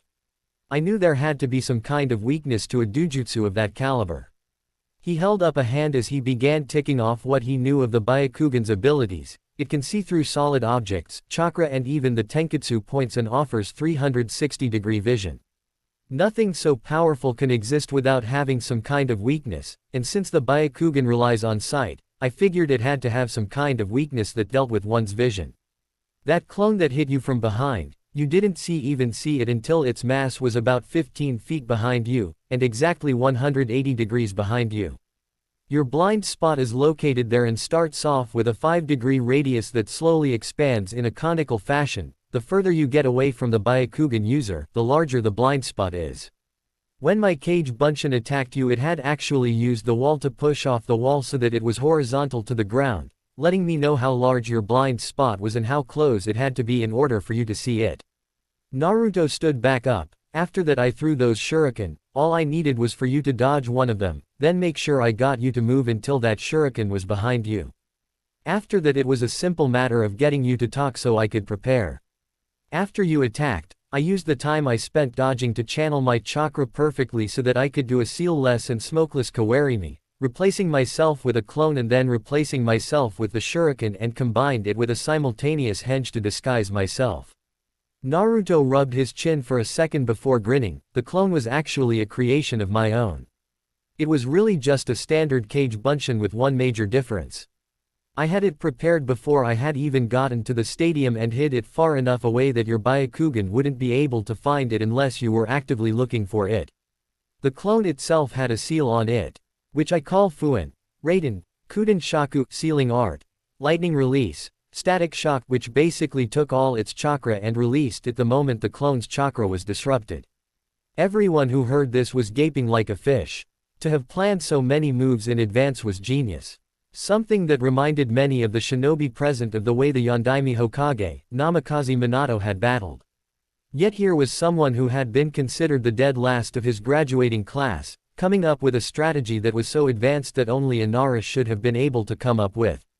Asuma had dropped his cigarette as he listened to the explanation given. Damn, I knew Naruto was good at strategy, given that he beat Shikamaru at shogi as often as he lost, but this is, damn. Who would have ever expected this from the dead last at the academy, Kurenai mumbled, seemingly in agreement with Asuma. Enko grinned as she looked at her best friend, and that's why he's my favorite Gaki. He just continues getting better and better. Unfucking believable, Kotetsu said with wide eyes and a gaping mouth. You can say that again, Izumo said, currently unsure what to think since his mind felt like it had been put into an oven and deep fried. Unfucking believable. Just so you know, I failed the academy a total of 3 times before I was able to graduate. If Neji could have gasped he would have. Because every year, there was this one jutsu that I could never get down. Naruto looked at Neji. For some reason I was never able to do a bunshin. It was the most basic technique in the entire academy and I could never do it. To be honest, I still can't do it. Apparently my chakra reserves are simply too large for me to have enough to control to use the jutsu properly with only the basic chakra control exercises they gave. He decided to leave out the fact that he had never learned those control exercises until he left the academy. It would ruin his point after all. For years I struggled to do this one technique, and in the end I never could. After my 3rd failure I was approached by one of my Chunin instructors and told that there was another test, a secret one that would allow me to pass. If I could steal the forbidden scroll of sealing from the Hokage's office and learn a single jutsu from that scroll, I would be allowed to become a ninja. It was a trick of course, but I didn't know that. In the academy we were always taught to trust our senseis. I had no idea he was tricking me. I should have, of course. I mean, what kind of sensei asks their student to steal something with the word forbidden in it? But what can I say, I was an idiot. Naruto sighed as he ran a hand through his hair. I managed to sneak into the Hokage's office and steal the forbidden scroll. I was able to learn a jutsu, and even managed to beat the holy hell out of the traitor who had tricked me. Despite what had happened and the fact that there really was no secret graduation test, I was passed and allowed to become a ninja. And with the help of my grandfather figure, I was able to gain a powerful method that only I can use to become stronger. Everyone who had not heard this story looked at the genin in shock. Not only because of the story itself, but because he had actually succeeded in gaining strength. Neji himself just listened in shock as well, not sure what he would say even if he could talk. For the past 6 months, and with the help of some new people I met and made friends with, I was able to learn everything I had not at the academy and then some. I worked hard, pushing myself to the limits every day. I experienced pain, hardship and even learned what it felt like to lose someone important to me. It was here Naruto paused before deciding to press on. He had gone this far with his little story, so he might as well go all the way. On my first C-rank mission my team and I went up against foes far beyond my team's capacity to deal with, and on that same mission. Naruto grit his teeth a bit and swiped a tear that threatened to fall from his eye. On that same mission I lost the only person who had ever truly professed her love for me. Up in the stands the eyes of Tenten, Sakura, Ino, Yugito, Lee, Tamari and several others had their eyes widen. Sakura finally realized why Naruto had been crying that day and was surprised to say the least. She was actually an enemy kunoichi who was working under an A-rank missing ninja from Kiri that we had been forced to fight in what should have been a simple C-rank protection detail. I had met her in the forest after I had passed out from exhaustion after an incident occurred with our client's grandchild. We talked for a while, and despite the fact that she knew I was her enemy agreed to meet me there again. And she did, the next day, and the next day and each day after that we would meet. We grew close, having both shared a burden similar to each other's. We became far closer than most people do in that time frame. However, both of us knew it wouldn't last. And in the end, she had sacrificed her life for her master, taking a jutsu that had been meant for him. A jutsu that my own sensei had delivered. Several gasps came from the stadium. Shock rippled through the arena. No one knew how it felt to have your own sensei kill someone you fell in love with. Many wondered if the boy hated his sensei. Naruto closed his eye and sighed. So believe me, while I don't know what it's like to lose family, I do know what it's like to lose a loved one. And I do understand what it's like to bear a burden that you can never get rid of. Despite the pain I felt from her loss, I continued to persevere through everything, growing stronger from my experiences, gaining an understanding of the real world. And do you know what I learned? Naruto smiled at Neji, who was listening to every single word, along with the rest of the audience. I learned that fate doesn't exist. We choose our own paths. There is only one fate everyone shares, and that is death. Well, for most of us, Naruto thought bitterly as he would never be given the choice to die unless someone killed him, but did not make that comment out loud. Shaking his head he continued, but how we die, and the purpose we die for, that is our choice. I had offered that Kunoichi a chance to come with me, back to Konoha, and if she had he would have lived. However, that was not her choice.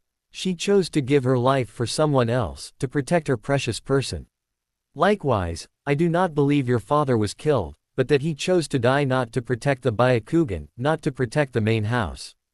Naruto paused here and gave Neji a smile, but to protect his brother, his family. He defied his fate by choosing to give his life for his brother. Just like what you're trying to do, Neji, said Hyuga's eyes widened. Even if you don't realize it, you are trying to defy fate. In fact, I would say that you at least partially succeeded. While I do not know much about the Hyuga clan in general, I do know that those two techniques you did are not techniques that a branch member is allowed to learn. If fate controlled everything, then fate would have made sure you did not know those techniques. Naruto's eyes hardened as he looked at the fallen Hyuga. So don't give me any of this fate bullshit anymore. Fate doesn't exist. I know that life is sometimes hard, and I know that sometimes the burdens we are placed with feel like they're too much to bear. I still don't know a whole lot about this main branch. Hatred you seem to have. But it doesn't matter, because if this burden of yours is too much to bear on your own, then I'll be there to help. When I become Hokage, I'll change the Hyugas, and that's a promise. There was a small glimmer of hope that flickered into Neji's eyes before they closed, and he slipped into unconsciousness with a smile on his face. Naruto sighed as he turned to look at Genma, who was currently gaping at him, his senbon having long since fallen from his mouth. It's over, even if he was conscious there is no way he could have done anything anyways. Genma quickly shook himself out of his stupor and nodded before announcing, Shusa. Uzumaki Naruto. For a moment there was nothing but silence. The whole stadium had gone quiet as they absorbed all that had transpired during the battle. Naruto had expected as much and began to walk away. Then it happened. Clapping could be heard coming from the cage booth as both Sarutobi and A began clapping. It soon began to sweep throughout the stadium as everyone began to clap and cheer wildly. Way to go, Naruto-kun. Both Tenten and Yugito shouted out at the same time. Hearing the other speak, they both turned to look at the other. Yosh, what a youthful battle. And such a heartfelt and youthful speech. Lee covered his face with an arm as tears poured down his eyes like a waterfall. Suddenly he lifted a fist to his face and shook it as a fire ignited in his eyes. I will strive to be like Naruto-kun and spread my flames of youth. And if I cannot do that, then I will do 1 million laps around Konoha on my hands. And if I cannot do that, then all. Everyone except Tenten, who was used to Lee's antics, backed away from the genin, who began shouting about youth, and making ridiculous challenges to himself that got more ludicrous and more grandiose as time went on. Many of them wondered if he had lost his mind. Of course, since he was wearing green spandex, they felt the answer to that was rather obvious. Tamari looked at the blonde, replaying his speech in her head. She was not sure what to think about the blonde shinobi. He was a lot different from other ninjas she had known. But she had to admit, the battle and speech afterwards were most impressive and heartfelt. It's too bad he'll most likely be dead before the end of the day. That's showing him, Naruto. Sakura shouted as cheered her teammate on. I can't believe how badly he beat Neji, Ino said as she clapped and whistled. I don't even think Neji laid so much as a scratch on him. That's Naruto for you. He always comes up with some way to surprise you, Sakura agreed. Asuma chuckled a bit as he clapped. That was quite the speech, nay. I have to admit, I never expected something like that, Kurenai replied. Though to be honest, even after what I saw him do in the preliminaries, a part of me was not expecting him to win either. If anyone actually thought my Gaki could lose to some white eye, they need to get their head checked, Enko took the time to say before she continued cheering. Asuman and Kurenai looked at the woman, before turning an amused gaze on each other. Man, did you see that? Kiba shouted while Akamaru barked loudly. He totally creamed your cousin Hinata-chan. I don't think I've ever seen someone lose so badly before. Hinata smiled as she clapped. Naruto-kun, you truly are amazing. I'm not even sure what to say about this battle, Kotetsu commented. I'm not even sure I can call it a battle, Izumo replied amusedly. That Hyuga kid barely even got any licks in before he was defeated. Hell, I'm almost positive that Naruto had him beat from the beginning. That plan was easily Chunin if not Jonin level strategy. Kotetsu nodded as he grinned. I can tell you one thing, I'm definitely putting his name on the list for Chunin. Izumo chuckled, yeah, me too. That genin of yours is most impressive Hokage Dono, the Raikage complimented. I don't think I've ever seen such an impressive and efficient strategy, not since the Great War anyways. He always has been one of my most surprising ninja, Sarutobi chuckled. When he was young he would actually come up with complex pranks similar to this, it never ceased to amuse me. You don't say, the Cage murmured as he stared at the blonde Konoha shinobi down in the stadium. Such an ability. Such strategy. And to think I had almost disregarded him. Yes, he will make an excellent weapon. I can't believe Neji ni-san lost to some peasant, Hanabi muttered. Hiyashi frowned at his daughter before standing up. Stay here Hanabi, I have something I need to take care of. Maybe now, I can finally reveal the truth behind what happened that night. I only hope Neji can understand. Hanabi watched her father leave. I wonder what's so important that he has to leave. For a moment Nato stared out at the people in the arena in shock. He had not expected them to cheer for him. However, he could not deny it felt good. As he listened to the crowd cheer, a part of him could not help but go back to what he had said during his little or large speech. Mainly his talk of Haku and his A-ranked mission. Memories about his time with the black-haired beauty came to him. Hey, wake up. You'll catch a cold if you sleep out here. Haku said. Naruto stirred, stifling a groan. He opened his eyes. And the first thing he saw was Tenshi. He asked as he saw a beautiful heart-shaped face with a set of chocolate-brown eyes. His voice slightly groggy and his sleep-addled mind was coming to what he obviously thought was the correct conclusion. Haku blushed at being called an angel. I'm afraid not. If I was, you would have to be dead in order for us to meet. Naruto. Naruto turned around and grinned as he saw Haku walk into the clearing. Hey Haku-chan, how are you doing? He blinked when he noticed that her chest was decidedly larger than last time. Haku, noticing where he was looking, blushed and, despite being fully clothed, covered her chest. You know, it's kind of embarrassing when you look at me like that. Huh? Naruto looked at her face before his eyes widened as his face took on the hue of a tomato. Oh no, I was surprised because of yesterday and all. And Haku giggled as Naruto got completely flustered. It's okay, I suppose it would be surprising. I usually wear chest bindings to hide them. Oh, Naruto said in realization. So, how about we start again? He asked sheepishly. How are you doing? I know one thing you can give me. Haku said with a small blush. Naruto tilted his head to the side quizzically as he looked at her.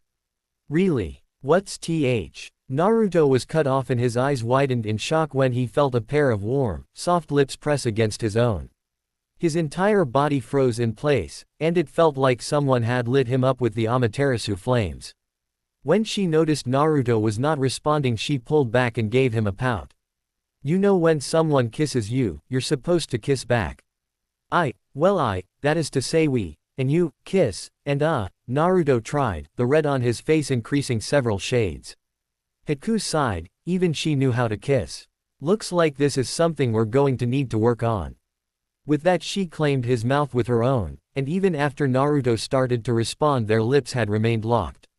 He remembered all of the times they had shared before the battle on the bridge. However, unlike most times, none of these memories brought any pain, and he smiled as he remembered the good times he had with Haku. He felt an odd sense of relief sweep through him, almost like a gentle breeze or a calming rain that was cleansing his soul. Maybe there was something to all that talk about cleansing the soul by speaking about your past, though he doubted it meant telling the whole world about it. But hey, if you're going to do something you might as well go all the right. Why do anything half-assed, when you can go big?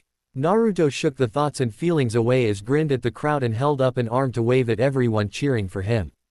As he waved he became surrounded by a swirl of leaves and disappeared, using Shunshin to appear in the fighter's box. When he did, the first thing he saw was Yugito, who had come up to him with a soft smile.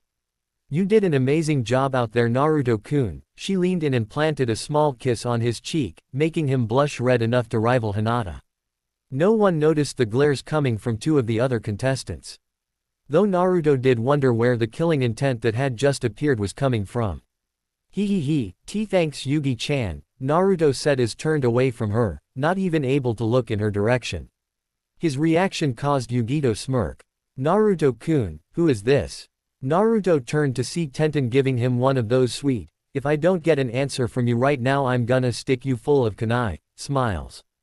Ah, this is Yugi-chan, Naruto said, sweating nervously from the bun-haired girl's smile.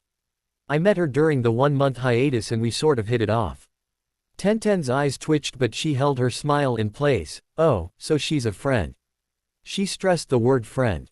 That's right, Naruto said, not understanding what her tone meant. Is something wrong?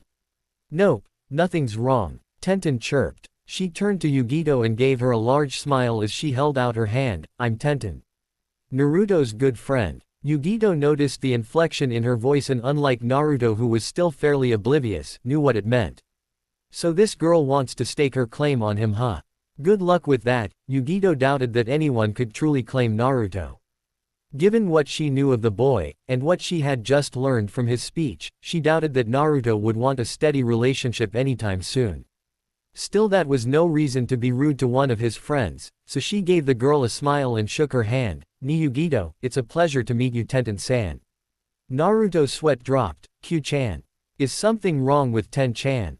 She seems kind of angry. Kyuubi sighed, honestly for someone so intelligent he could really be dense. I have no idea, Naruto-kun. Maybe you should ask her. Well, she for one was not going to give him all the answers for his relationship problems, especially since none of these little girls were worthy of being with her container. Instead she decided to focus on a different topic. You know, you really did a good job out there. I was actually impressed with your performance. Naruto felt a warm energy coming from the seal that he started associating with Kyuubi, feeling positive emotions towards him, a rare occurrence if there ever was one. It had only started happening sometime last week and even then only 2 times before, but when he did something, or said something to Kyuubi that was nice or made her proud. Sometimes an odd but not unpleasant warmth would come out from the seal. He smiled even though she could not see it. Thanks Kyuubi, that means a lot coming from you. Within her seal, Kyuubi smiled for a second before it left. She closed her eyes for a moment before heaving a sigh. Are you proud of him? There was a few moments of silence before the voice answered. Of course, he truly is his father's son. There was a slight pause before the voice spoke. Again, and what about you? Kyuubi frowned. I don't know what you mean. I'm just glad that he has not proven to be a disappointment. I would have been rather upset if all that training I gave him went to waste. The voice gave off a laugh. I think you do know what I mean, but I won't be the one to tell you. You'll have to figure it out on your own. Kyuubi scowled as she listened to the voice. Do not be so full of yourself. You know nothing about me, do not presume to lecture me on how I might feel. However, the voice had already left, leaving Kyuubi alone, much to her frustration. Several miles outside of Konoha, Jiraiya just finished disposing of another group of shinobi who were preparing a summoning seal, along with a handful of Anbu. He knew that he would not be able to find all of the enemy shinobi and summoning seal arrays that his snake of a former teammate had placed, but every little bit they could find helped. As he wiped the blood from a kunai he had used to slit the throat of one of the enemy ninja, he looked over at the stadium. I wonder how the Gaki's doing. His battle was first, so it should be finishing up soon. Jiraiya-sama, one of the Anbu, walked up to him. We have located another summoning seal array 1 mile east of here. Sighing, Jiraiya nodded. Then let's head out. The more of these summoning seals we destroy, the better off Konoha will be. Hi. The Anbu all gather around Jiraiya as they took off through the trees.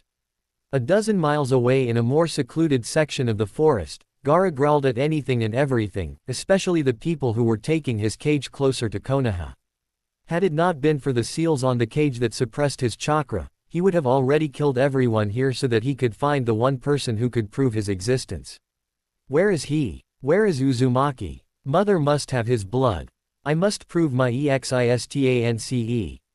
Chapter 24. Fight, fight, fight. Naruto looked back and forth between the two women who were on either side of him. Yugito was smiling, looking content and nothing seemed to be bothering her, and this was in spite of the glares and slight killing intent Tenten was directing towards the blonde woman. Naruto had no clue what was going on. Even with all the time he had spent around members of the opposite sex, he had never been in a situation like this before. However, even though he was not sure why Tenten seemed so angry, he suspected that it had something to with that kiss Yugito gave him. He looked over at Tenten, who was shooting Yugito a heated glare. The moment his eyes made contact with hers, however, she looked away. Naruto frowned for a moment before placing a hand on her and giving it a gentle squeeze. Even if he was not sure why she was so angry, the least he could do was let her know he was there for her. It seemed to work as Tenten's killing intent slowly vanished. Sighing, he looked over at Yugito, who noticed his gaze and turned a grateful smile on him, causing him to smile back. Naruto turned his gaze back to the arena where Lee was standing, waiting for Uchiha Sasuke to show up. "Sir, Uchiha Sasuke still hasn't shown up," Rado whispered into his Hokage's ear. "The crowd is starting to get restless." Sarutobi sighed in both disappointment and worry. Rado was right. The Hokage could hear boos being shouted out. People wanted action, especially after seeing such an incredible battle from the previous match. "It seems we have no choice," Sarutobi said. "Uchiha Sasuke is hereby disqualified from the Chunin exams for being late." The Kazekage turned to look at him. "Hokage Dono, I think you should reconsider. Many of the people here came to see the Uchiha heir, not showcasing him could cost you a lot of business." On the other side of Sarutobi, the Raikage raised an eyebrow. "Why do you care if the Uchiha shows up so much? He's not your shinobi. If what you say is true, then this would give you more business opportunities. Besides, even if he was your shinobi, being on time is a vital task for any ninja. How can you expect someone to react in a timely manner for something more serious like an S-rank mission where he needs to meet with an important contact, or assassinate someone who only becomes vulnerable at a certain time, if he cannot even be on time for something that is important to his own career?" He shook his head before looking back over to the arena floor, his point on the matter made clear. "No, I believe this Uchiha Sasuke should be disqualified, regardless of his clan. Unless the Hokage is into showing favoritism." "You make a good point, Raikage Dono." Sarutobi nodded his head in agreement. "It seems I have no choice but to disqualify him." He looked over at Rado. "Tell Genma." Rado nodded and prepared to disappear within a shunshin. The Kazekage seethed. "Damn it. Starting my plan relied on Sasuke-kun and the Uzumaki to fight.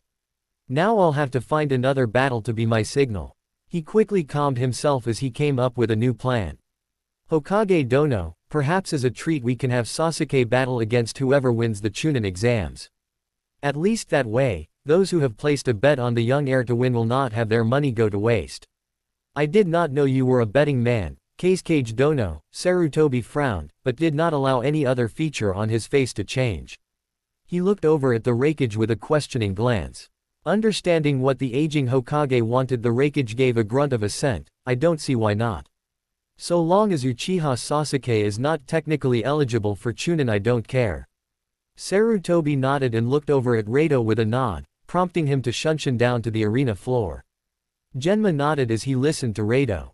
Looked up at the crowd as the man disappeared. He shouted, "Due to Uchiha Sasuke not being on time, he is hereby disqualified from the Chunin exams." Several angry shouts were heard as people who had bet a lot of money got angry. However, Genma was quick to quell that anger. "However, as a special treat for you all, the winner of the Chunin exams will face Uchiha Sasuke after the exam has ended. But he will not be allowed to get a promotion." That seemed to satisfy most of the populace as they all quieted down.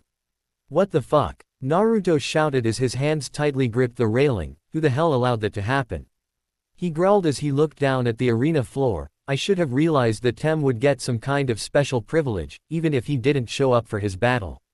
"Calm down, Naruto-kun." Yugito placed her hand on one of Naruto's own and began to rub the back of her hand with her thumb. "There's no sense in getting angry. And at least he's not going to be allowed to advance." "That's not the point," Naruto grunted, though he loosened his grip on the railing all the same.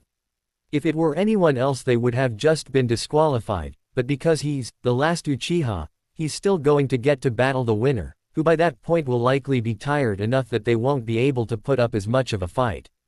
That damn Tem has had everything fed to him on a silver platter, because people like those bastards on the council are so enamored with that damned monkey eye of his. We're looking at favoritism at its finest.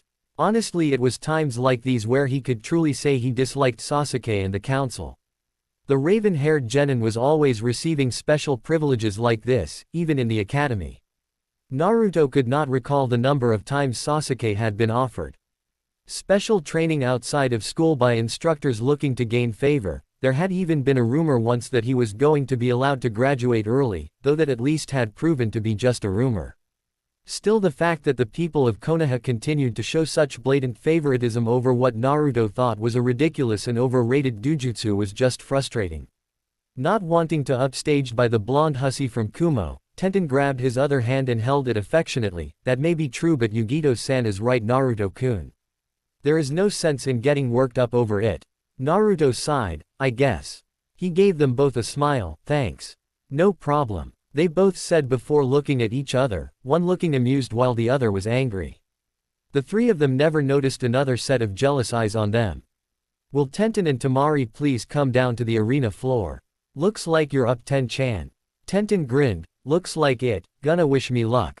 Naruto chuckled before he pulled her into a hug. Good luck, he said into her ear, unintentionally making the bun-haired girl shiver and blush. Thanks, a red-faced Tenten said before making herself scarce and rushing down to the arena floor. Temari glared after the girl before opening up her fan and jumping on it as she glided down to the arena. So, Yugito drawled out as she looked over at Naruto. That Tenten girl is close to you. Of course, Naruto answered, not quite understanding where she was going with this. She's probably my best friend out of everyone in Konoha. In fact, she was the first friend my age I ever made. Yugito's eyes softened a bit as this realization set in. She knew what that was like. She may have friends now, but it had not always been like that. Jinchuriki in most villages rarely ever had friends, so the few they did have meant more than anything else. It didn't mean she wasn't still gonna tease him though. She gave him a coy smile. So just how close are you and that girl? Naruto just gave her an owlish blink and spoke with an eloquence that only he could accomplish. Huh. Yugito chuckled. I mean, is she your? She held up her pinky finger and wiggled it. Ah, no. Well, I don't think so.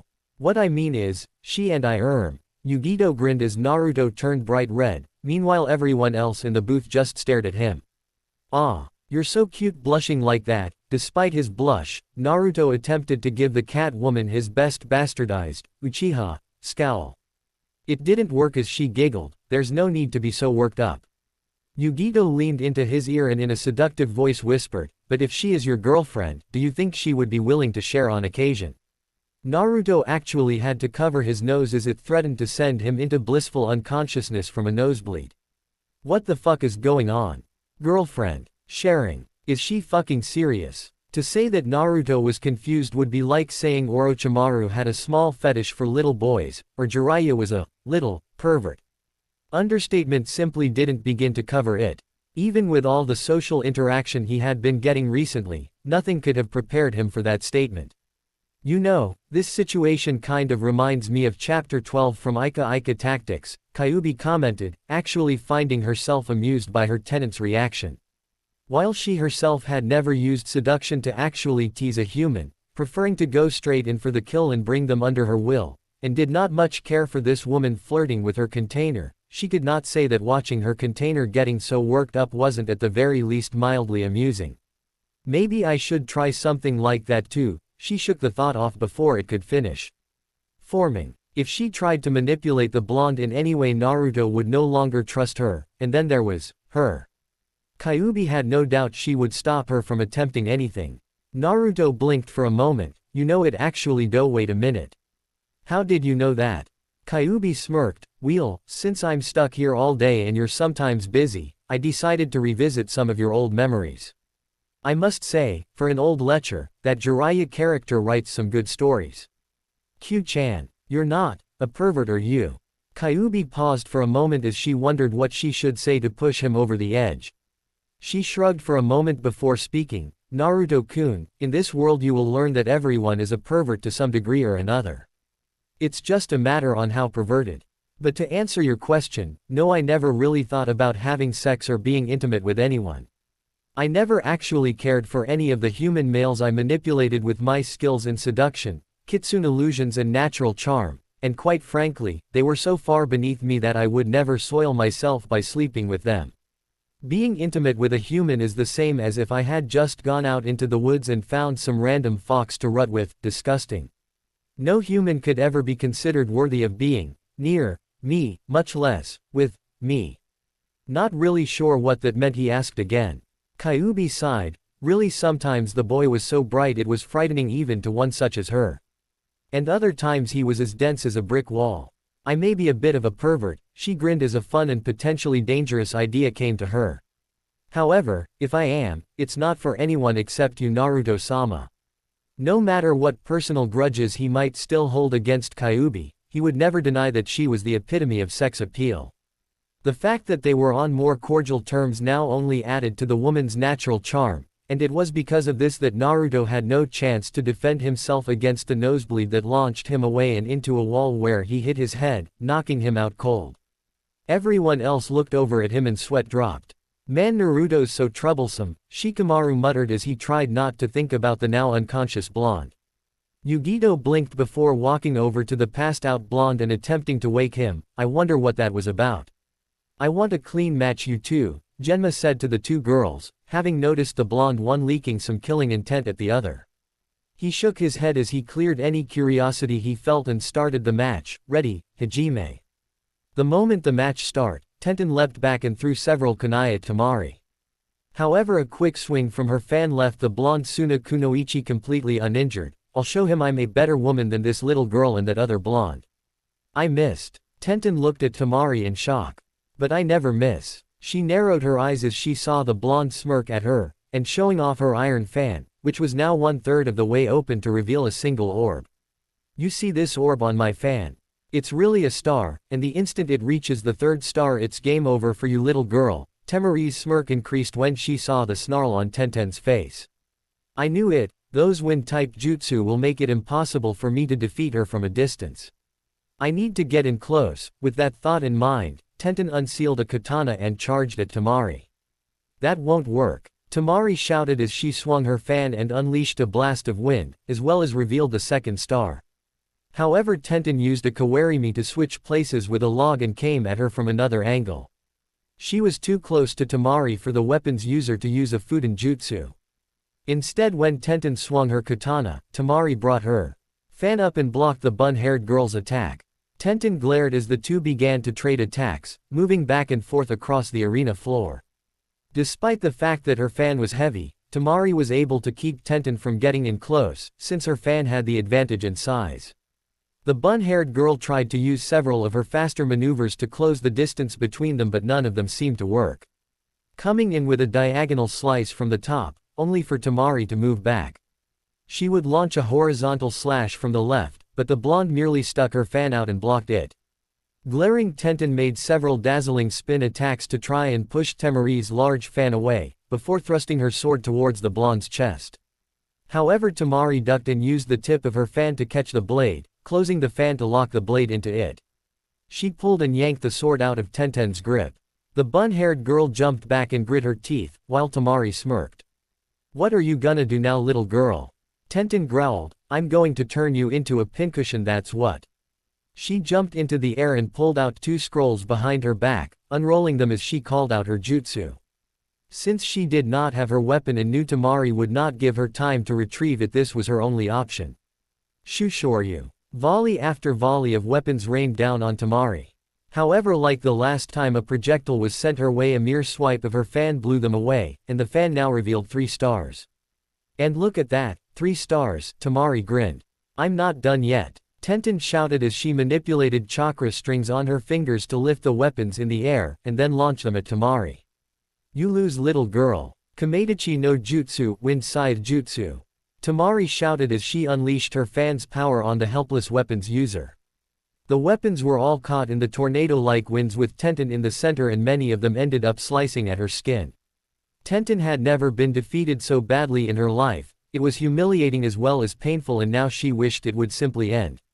It was an act of mercy for her when she blacked out. However, that did not stop gravity from taking her back down, sending her back to Earth where she would be in for a painful awakening.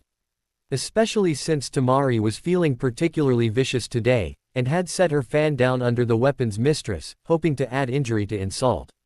Smiling, she waited for the girl to fall on her fan and crack her back. It wasn't to be. Having seen what Temari intended to do, Naruto used the same speed technique that he had saved Ayako with to get to the bun-haired girl just in time to catch her. He ignored the feeling of his calf muscles tearing as he cradled the bun-haired girl in a bridal-style carry. Temari gaped as Naruto just appeared on top of her fan and caught Tenten. 1 second the weapon's user was all set to fall, and the next the whiskered blonde had just appeared on her fan. Her astonishment left her as Naruto turned a heated glare on her. It was a look of disgust and anger. He did not say anything, just looked at her before he hopped off the fan and left with the bun-haired girl in his arms.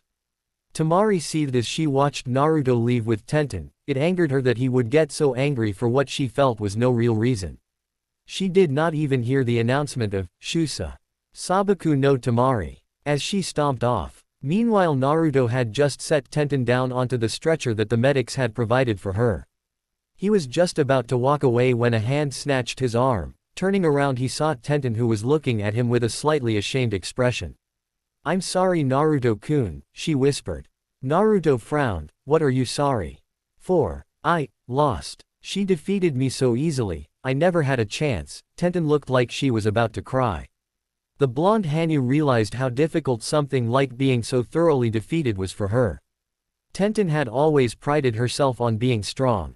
Her life's goal was to be as powerful as Tsunade one day, to prove that women were just as powerful as men. For her to be so cleanly beaten, without even touching her opponent, must be humiliating for her. Naruto turned around and gently placed a hand on her cheek. "Ten-chan, you have nothing to be ashamed about. You had a serious disadvantage against her wind attacks. The fact that you stuck through with the battle to the end, even knowing you had a disadvantage, was admirable. And if it really bothers you that much, take this as a lesson. Rather than just sticking with weapons, learn some jutsu. I'll even help you after the exams are over."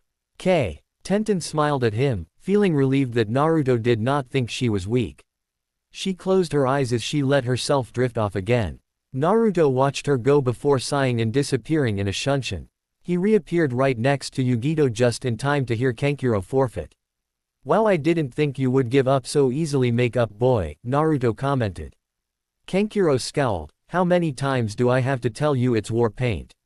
Naruto grinned. "You can tell me it's war paint all you want, but if it looks like makeup, and comes from your sister's makeup drawer, then it's makeup, no two ways around it."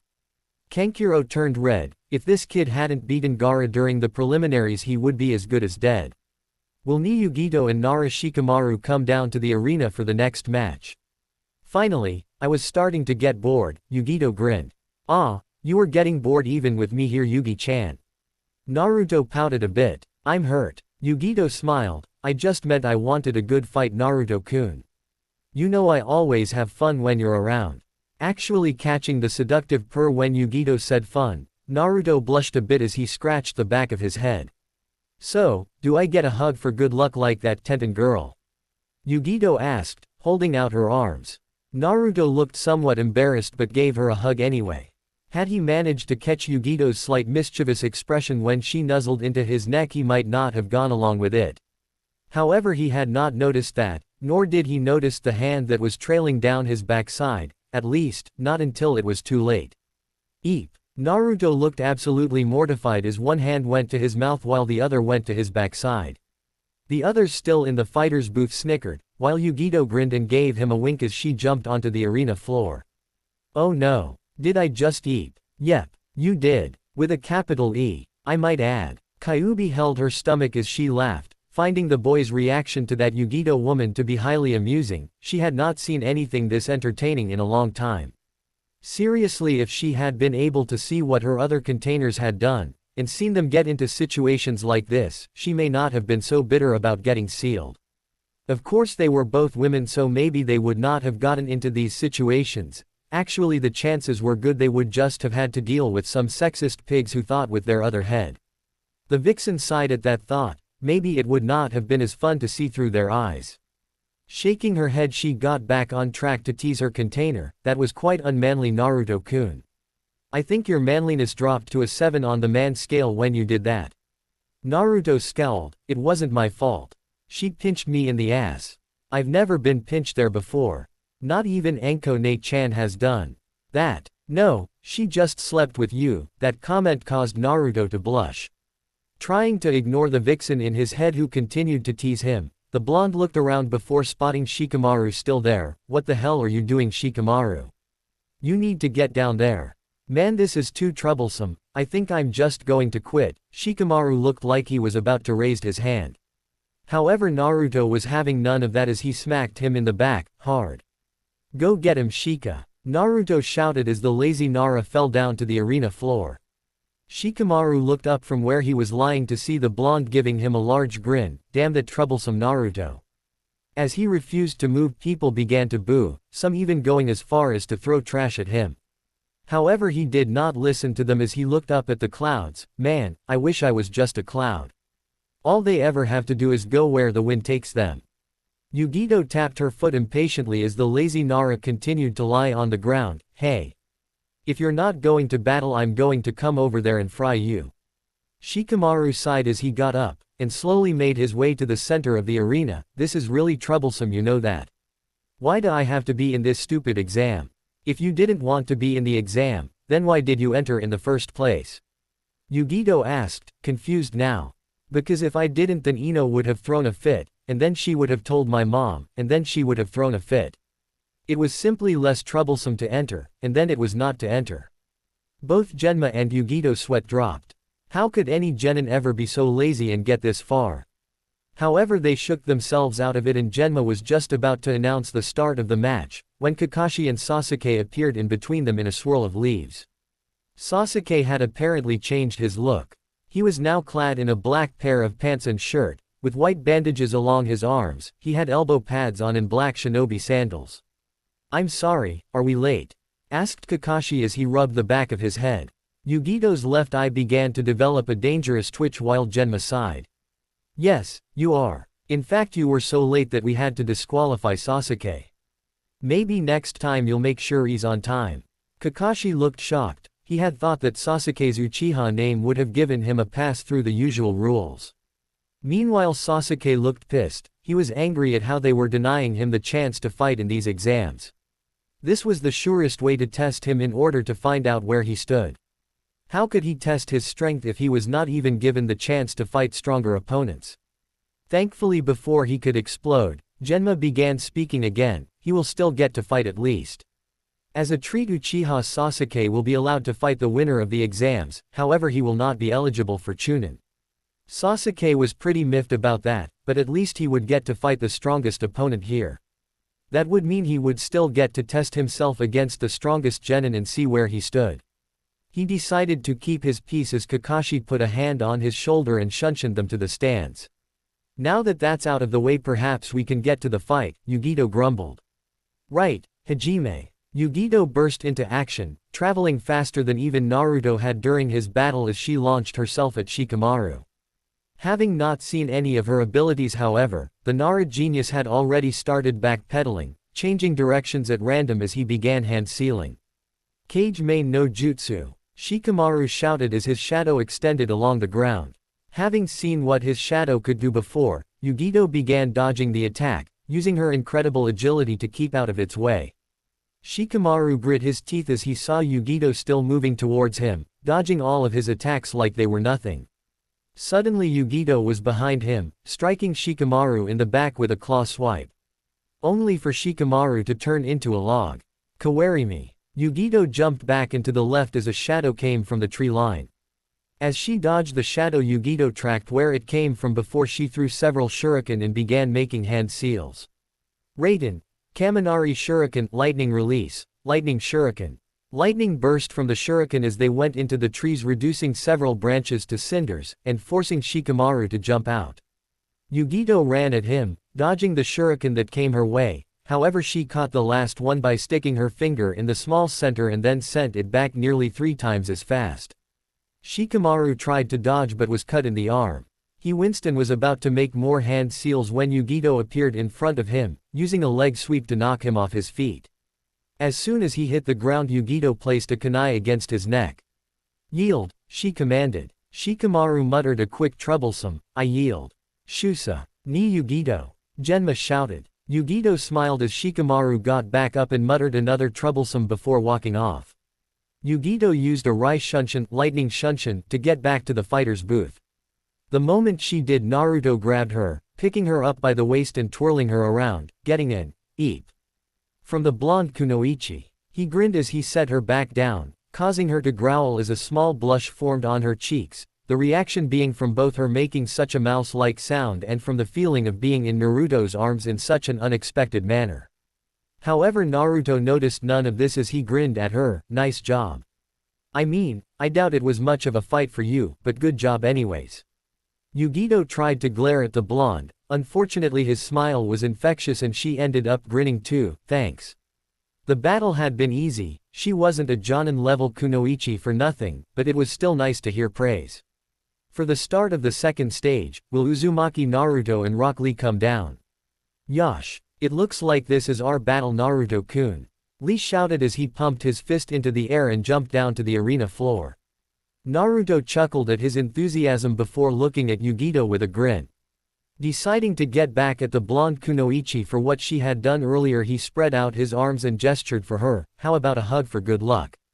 Yugito smirked. "Nice try, but I'm not that naive. I do remember the stories you told me about all the pranks you committed after all." "What?" Naruto pouted. "You don't think I would actually try to get you back for squeezing my ass in public, do you?" Yugito smirked. "Yes." Deciding it might be appropriate, or at the very least nice, to get even with the blonde Kumo kunoichi for all of the teasing she had done, Naruto took a page from Enko's book and snapped his fingers as he gazed at Yugito's derriere. "Damn. And it's such a fine-looking ass too." Yugito blushed as Naruto jumped down to the arena floor. Lee grinned as his rival made his way towards him. "I have been looking forward to this battle with you, Naruto-kun. Today we shall truly test our flames of youth." While a lot of the spectators' sweat dropped, Naruto just chuckled. "I have to be honest, this was one of the battles I was looking forward to the most." "Yosh. I am pleased to hear that. I will strive to make this battle my most youthful yet." Lee pumped his fist into the air. "And if I cannot do that, then I will." "Let's just get the match started," Naruto interrupted as he got into his taijutsu stance and a more serious expression crossed his face.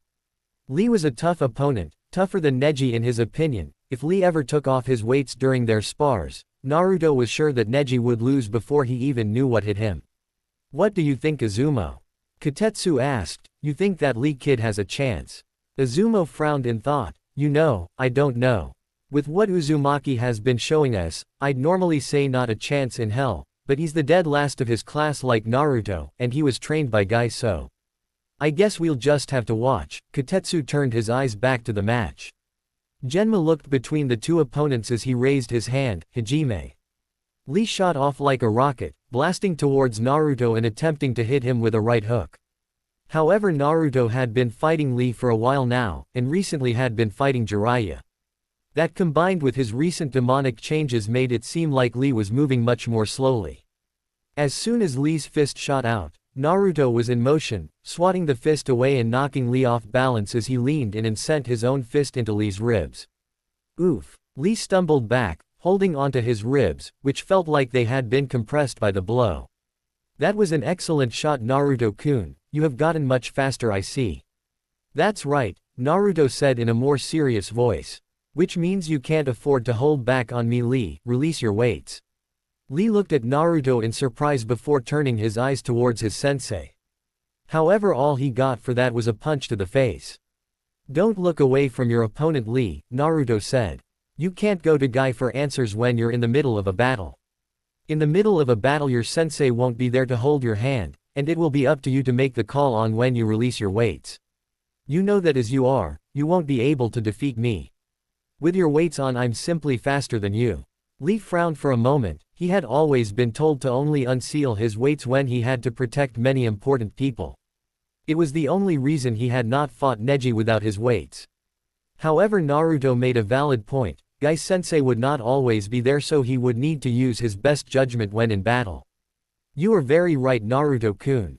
Very well. Lee pulled up his orange leg warmers to reveal a set of weights with the kanji for guts and determination, the motto for the Goken style. Up in the fighter's booth, Kenkiro snorted. What does he think a little weight is gonna do? That blonde beat Gaara. I hate to admit it, but I don't think any of us would stand a chance against the blonde bastard. Boom. A loud crash was heard as Lee threw his weights behind him and they destroyed an entire section of the arena wall. So Kakashi, what do you think the chances of your genin are for winning this fight?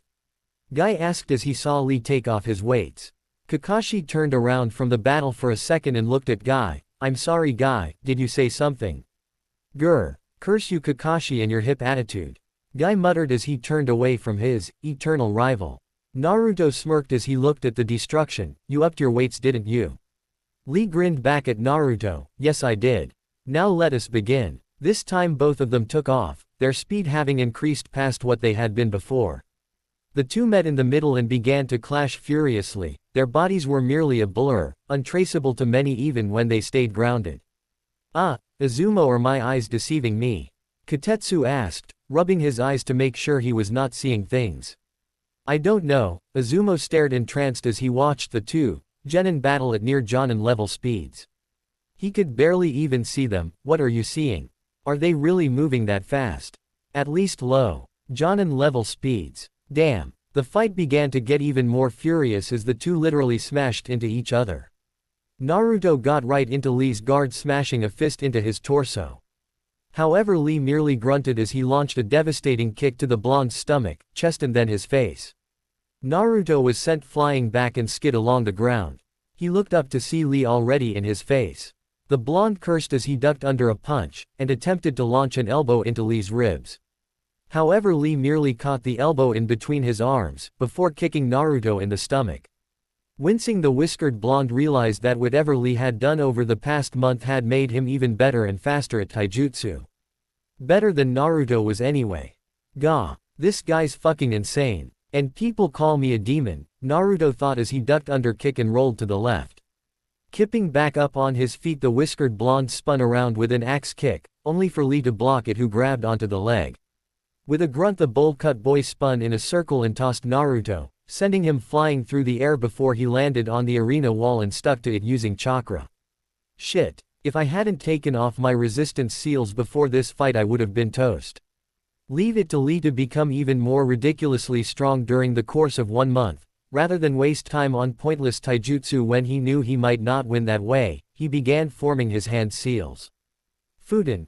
Kamikaze Seiken. Naruto sent a fist-shaped blast of wind towards his opponent, who was currently running towards. However, Lee continued his charge and smashed the wind fists away with a well-placed kick. Unfortunately for Lee, that attack had slowed him down and Naruto was able to close the distance between them, striking out with fists and elbows, making the green-clad genin stumble back. Naruto managed to get in several more good hits before Lee recovered and began to block them and make his own assault. Naruto blocked a punch from the left, and then from the right, however he missed the kick that smashed into his stomach and sent him flying back. Flipping around, the blonde hit the ground, and looked up to see Lee charging him. When the bow-cut genin came in with a high kick, Naruto ducked under it, grabbed the extended leg, lifted the green-clad genin up and then threw him into the ground. There was a loud crash as Lee's body created a decent-sized crater. The blonde shinobi then jumped into the air and attempted to smash an axe kick on Lee. But said boy just rolled out of the way, making Naruto foot smash into the ground, creating another smaller crater. Before he could get back up, Lee smashed a heel in the blonde's face, sending him sailing again. As Naruto skidded across the ground, he flipped through several hand seals, Fuden, Renkuden. He smashed a fist on his stomach, blasting out a compressed ball of air. It went sailing towards Lee, who tried to hit it away. However, the Renkuden was much stronger than his other jutsu, and it smashed into Lee and tossed him away and sending him sailing into a wall, which he crashed right through. Naruto used that moment to catch a breather. He looked around to see a lot of craters from their battle. Man, Lee and I are really tearing the place up. A loud crash alerted his attention to the fact that Lee was back in the game. As Lee charged back in, Naruto began more hand seals. Fuden. Renkuden. This time when the ball of air came at him, the spandex-wearing genin rolled to the side before getting back on his feet and shooting off. Cursing, Naruto got back into a taijutsu stance, knowing he would not have enough time to use another jutsu. As his opponent came in, Naruto shifted his head to the left, feeling the air move past him as he dodged Lee's fist. He ducked under another punch before launching an elbow into the other genin's stomach. Lee grunted and moved back a bit, but did not do much more than that before he was on Naruto again.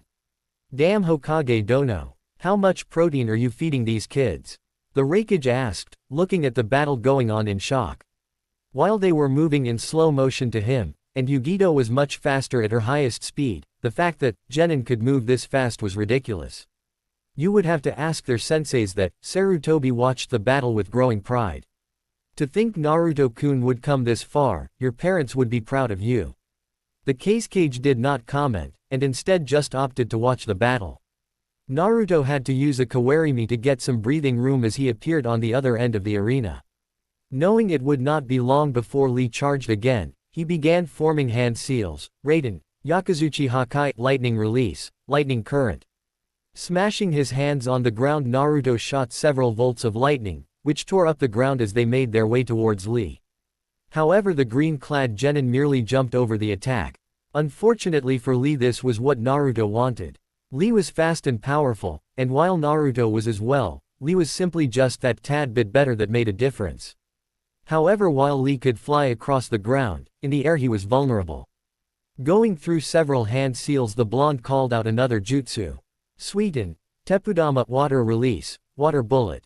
Naruto shot a cannon-sized bullet of water out of his mouth, and with Lee still in the air it connected, sending the boy even higher into the air.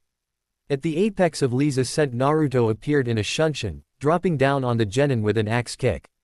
Lee was sent sailing back towards the ground where he smashed down and created a large cloud of dust. Naruto landed on the ground and dropped to one knee as he panted a bit. He was starting to get tired. Using so many jutsu and fighting for so long was something even he barely had the stamina for. He looked into the large cloud of dust, trying to see where Lee would come out, since Naruto knew that would not put him down. Before the dust even had a chance to clear, Lee shot out, coming towards Naruto at insane speeds. Grunting, Naruto stood up, and just as Lee launched a punch, he sent his own. Naruto grunted as he and Lee were launched away from one another thanks to the force their punch generated. As Naruto looked at himself, he had never been so glad for his healing factor. If he did not have it, he would probably look like Lee now. Said boy had bruises on nearly every part of his body, his face was slightly swollen, and he had a broken nose that had blood trickling down from it. Naruto had to hold in a grimace. His clothes were almost gone now. His cloak had long since been ripped away, his shirt more revealing than Enko's fishnet, his pants had changed into shorts with one side going up to mid-thigh, and his beautiful orange gloves had been destroyed sometime during the last half hour. He was glad he had sealed his gauntlet, or it would be destroyed too. Many of the girls up in the stands blushed at seeing Naruto's toned, half-nude body. A few even ended up passing out from nosebleeds. While others, namely Yugito, licked their lips and grinned. You really are an incredible fighter, Lee. Naruto fought to regain his breath as several of the bruises on his face healed. Honestly, had you ever taken those weights off when you fought against Neji in those spars of yours, you would have kicked his ass hands down. Naruto was glad he had released all of his resistance seals before the fighter. He would not have even had time to do so during the battle. No doubt, he would have gotten his ass kicked if he had gone with that route. Lee grinned. Thank you, Naruto-kun. You are a most youthful fighter yourself. Which is why I have declared you as my new eternal rival. Naruto's sweat dropped. Thanks Lee, I guess. Yosh, you are most welcome, my youthful comrade. Now come, let us unite our flames of youth. As Lee shot off again, Naruto cursed, I need to find some way to neutralize him. This is getting insane. Naruto made quick use of a kawarimi to dodge Lee's attack, and needing some time to think, Naruto put his hands in the ram sign, Taju Kage Bunshin no Jutsu. There was a large puff of smoke before several hundred clones appeared on the arena floor. Lee looked at all the clones and grinned, right before he disappeared and began destroying clones left and right. However, while Lee was busy with his Bunshin bashing, Naruto was busy coming up with a way to neutralize Lee's speed. Coming up with a quick plan, the blonde waited until Lee was finished with his clones.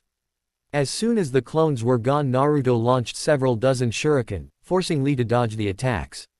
However, these were just a distraction, and when Lee jumped into the air, a clone of Naruto's jumped with him and threw a kunai attached with steel-grade ninja wire, catching the green-clad genin in it and then kicking him to the ground.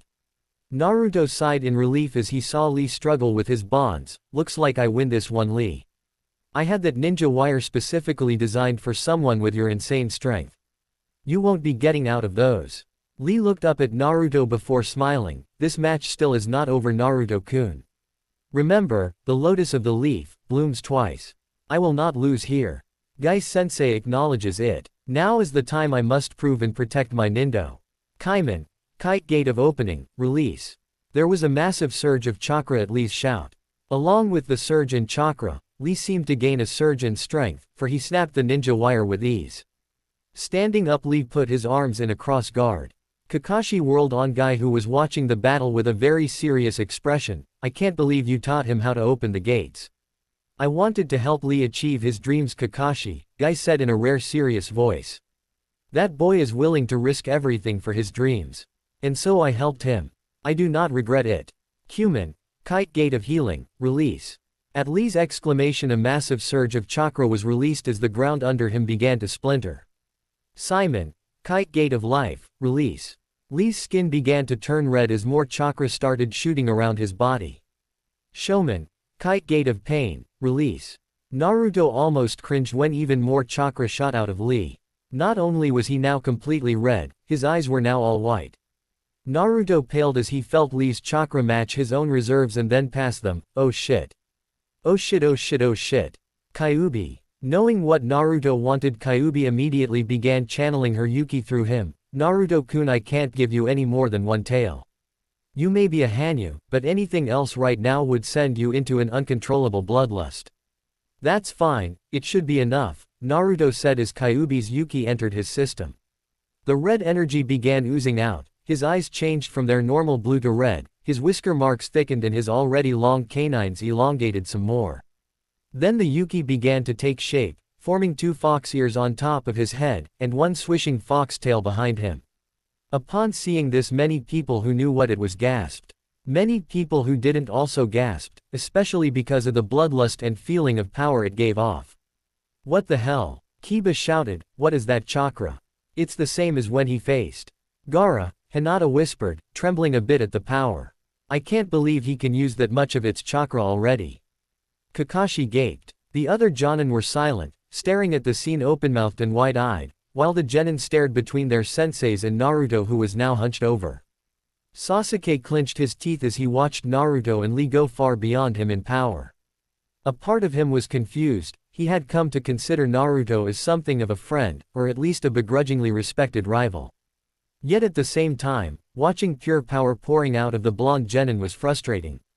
Ever since he had joined this team, he had always felt inferior to Naruto, yet at the same time, it was Naruto who had helped him grow stronger several times in the past, tree climbing, trying to protect him against Orochimaru. Because the blonde genin was always helping him, at least, when he was not torturing him and Sakura, Sasuke did not know what to think. But he could not deny he was jealous. His curse seal pulsed before the seal Naruto had created did its job. He's using even more than before, Yugito whispered as she looked at the blonde shinobi. I had not realized the boy could use that much of Kyuubi's Yuki. Well, obviously he can. The others in the booth were also staring very intently at the blonde, some wondering what the hell that feeling was, while others were already starting to guess. You never told me that boy was a Jinchuriki Hokage Dono, the Raikage said. Sarutobi watched Naruto intently. The same could be said for you in the cage with Yugito-san and Gaara-san. The Raikage grunted as he conceded the point. Yes, I suppose that is true. Toman, Kite Gate of Limit, Release. Cracks began to burst from the ground. Chakra was pouring in all directions from both genin. Many of the people in the stadium gawked at the sight of genin being capable of releasing this much power. Naruto and Lee looked at each other one last time. Then they disappeared. Explosions now began to sound all around the arena as the fighting reached an all-time high. The only ones now capable of even watching the battles were the cages, Yugito, Kakashi, Guy, Asuma, Enko and a few other Jonin. Craters began forming in the landscape as the two destroyed everything in their path. Their strength was fairly even, and both of them pounded into each other with near reckless abandon, then had their wounds heal right back up. However, while the battle was even, there was a difference in power. Lee had opened the Hachiman gates, limiters placed on the body to keep a person's chakra from destroying them. His power, while amazing, was also completely human and had a limit for how long it would last before his body became incapable of handling that power. Naruto was using the power from Kyuubi, a near unlimited source of energy that, so long as it was not above the limit where he could no longer control himself, could potentially last him forever. Lee's speed began to waver. His power began to fade, and his wounds began to ache. Finally, Lee collapsed, panting heavily from his efforts. Naruto stopped, cutting the flow of Kyuubi's chakra, and returned to normal near instantaneously. The feeling of power and bloodlust vanished as if it was never there. Walking over, Naruto kneeled down next to Lee. "Hey, you alright, Lee?" Lee looked over at Naruto and smiled. "Oh, of course, thank you for your concern." Naruto gave Lee a smile. "You did an excellent job, Lee. You are truly a splendid ninja." Lee's smile widened even more. Thank you." His eyes closed and then he fell asleep. Naruto slumped to the ground, landing on his butt as he heaved a sigh. "Holy shit. That was utterly ridiculous. Man, I'm spent. Screw this test, now I just want to go back to my shitty ass apartment and sleep." "Hey, you okay, kid?" asked Genma, who had been forced to get the hell out of Dodge while the two had destroyed the arena. Naruto waved a hand. "Other than being sore as hell and feeling like someone dropped the Hokage monument on my chest, I'm good." Genma chuckled in disbelief before announcing the winner, Shusa. "Uzumaki Naruto." "Holy shit," Katetsu said. Izumi didn't even look at his partner. "You can say that again." "These kids are getting ridiculous," Katetsu said. "First they have Jonin level speeds, that Lee kid can open 5 gates, a genin. Then the Uzumaki kid uses the chakra. Things are getting rather intense. I think Guy decided to make a clone of himself and hopped him up on steroids. And let's not even go into Uzumaki's performance. Who would have expected this from a pair of dead lasts?" Izumo agreed. "So what do you think?" "Well, Lee is definitely good, really good.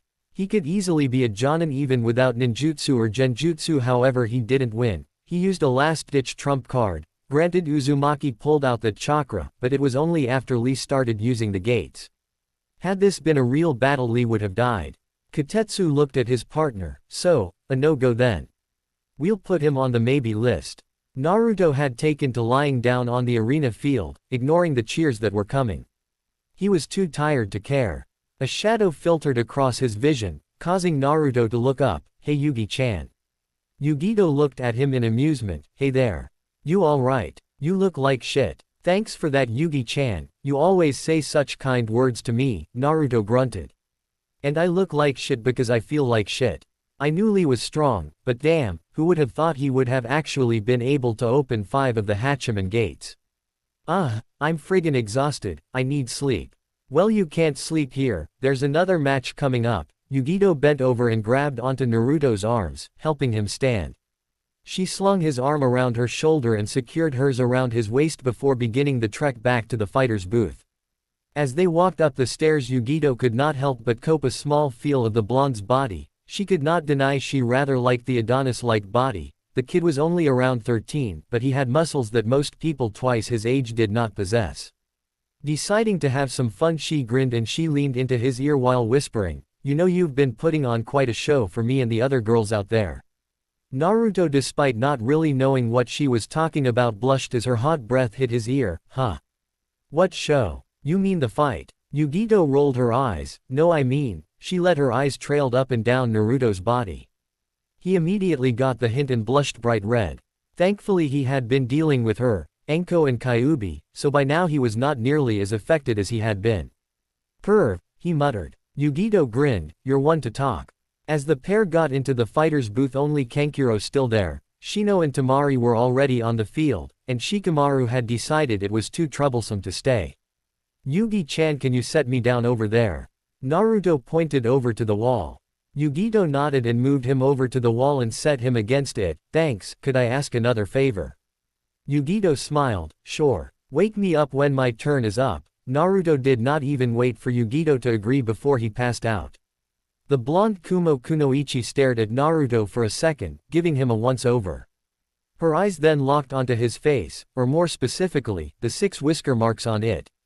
She knew it was his symbol of being a Jinchuriki, much like her feline eyes. Ever since she had seen them she wondered if they were like a scar of some kind, or if they were just perfectly smooth lines like tattoos. Reaching out a hand she lightly brushed her fingers along one of his whiskers. It had a slightly rough texture, showing they were more like scars than anything. As she continued to stroke them however, another thing caught her attention. Naruto was purring. Kawaii. Yugito was tempted to squeal, but managed to force herself into a whisper, though she could not keep the giggle that escaped her as Naruto began to rub his face against her hand. Will Yugito please come down to the arena floor for her match? Yugito looked up and noticed that Temari had just beaten that Shino kid. She sighed. Standing she cast one last look at the peacefully asleep Naruto before heading out. The match between Temari and Yugito was fairly one-sided. Though lightning was weak against wind, Yugito also had loads of fire jutsu as well. She was faster and stronger than Temari, and had been trained since she was 3 to be a ninja. And so while Temari was able to put up a decent fight, even managing to land a few hits on the blonde Kunoichi, she still lost in the end. Will Uzumaki Naruto come down so we can get the next match started? Genma shouted as he looked over at the fighter's booth. Yugito smirked as she looked up at the booth. He's still asleep, I'll go get him. She made her way back towards the fighter's booth and over to where Naruto was still sleeping. Naruto-kun, wake up. Yugito gently shook his shoulder. Come on, our fight's up, you need to get up. Naruto mumbled a bit, saying something about a tub of ramen, but otherwise remained impassive. Yugito sighed as she tried to think of a way to wake up Naruto. She thought about teasing him some to wake him up, but in the end she just decided to hit him on the head. Itai! Naruto shouted as he grabbed onto his head. Come on Naruto-kun, it's time to get up, our battle is supposed to start now. Naruto looked up at Yugito before grinning. Alright, Naruto stood up and stretched himself out, unknowingly giving Yugito and Temari, who had joined her brother, a good show. He looked over at Yugito and grinned. I hope you're ready for me Yugi-chan. Yugito gulped a bit at her fellow blonde, unknowingly using double entendre, especially since he was still wearing his nearly destroyed clothes. However she quickly shook it off and gave him a feral grin. I think the real question should be, are you ready for me, Naruto-kun? Naruto just looked at Yugito and smirked. I'm ready for anything you can throw at me Neko-chan. He looked down at himself and blushed. Just let me get into a change of clothes. Yugito laughed as Naruto rushed out of the booth, before making her way down to the arena. Thanks for watching, make sure to like and subscribe and have a nice day.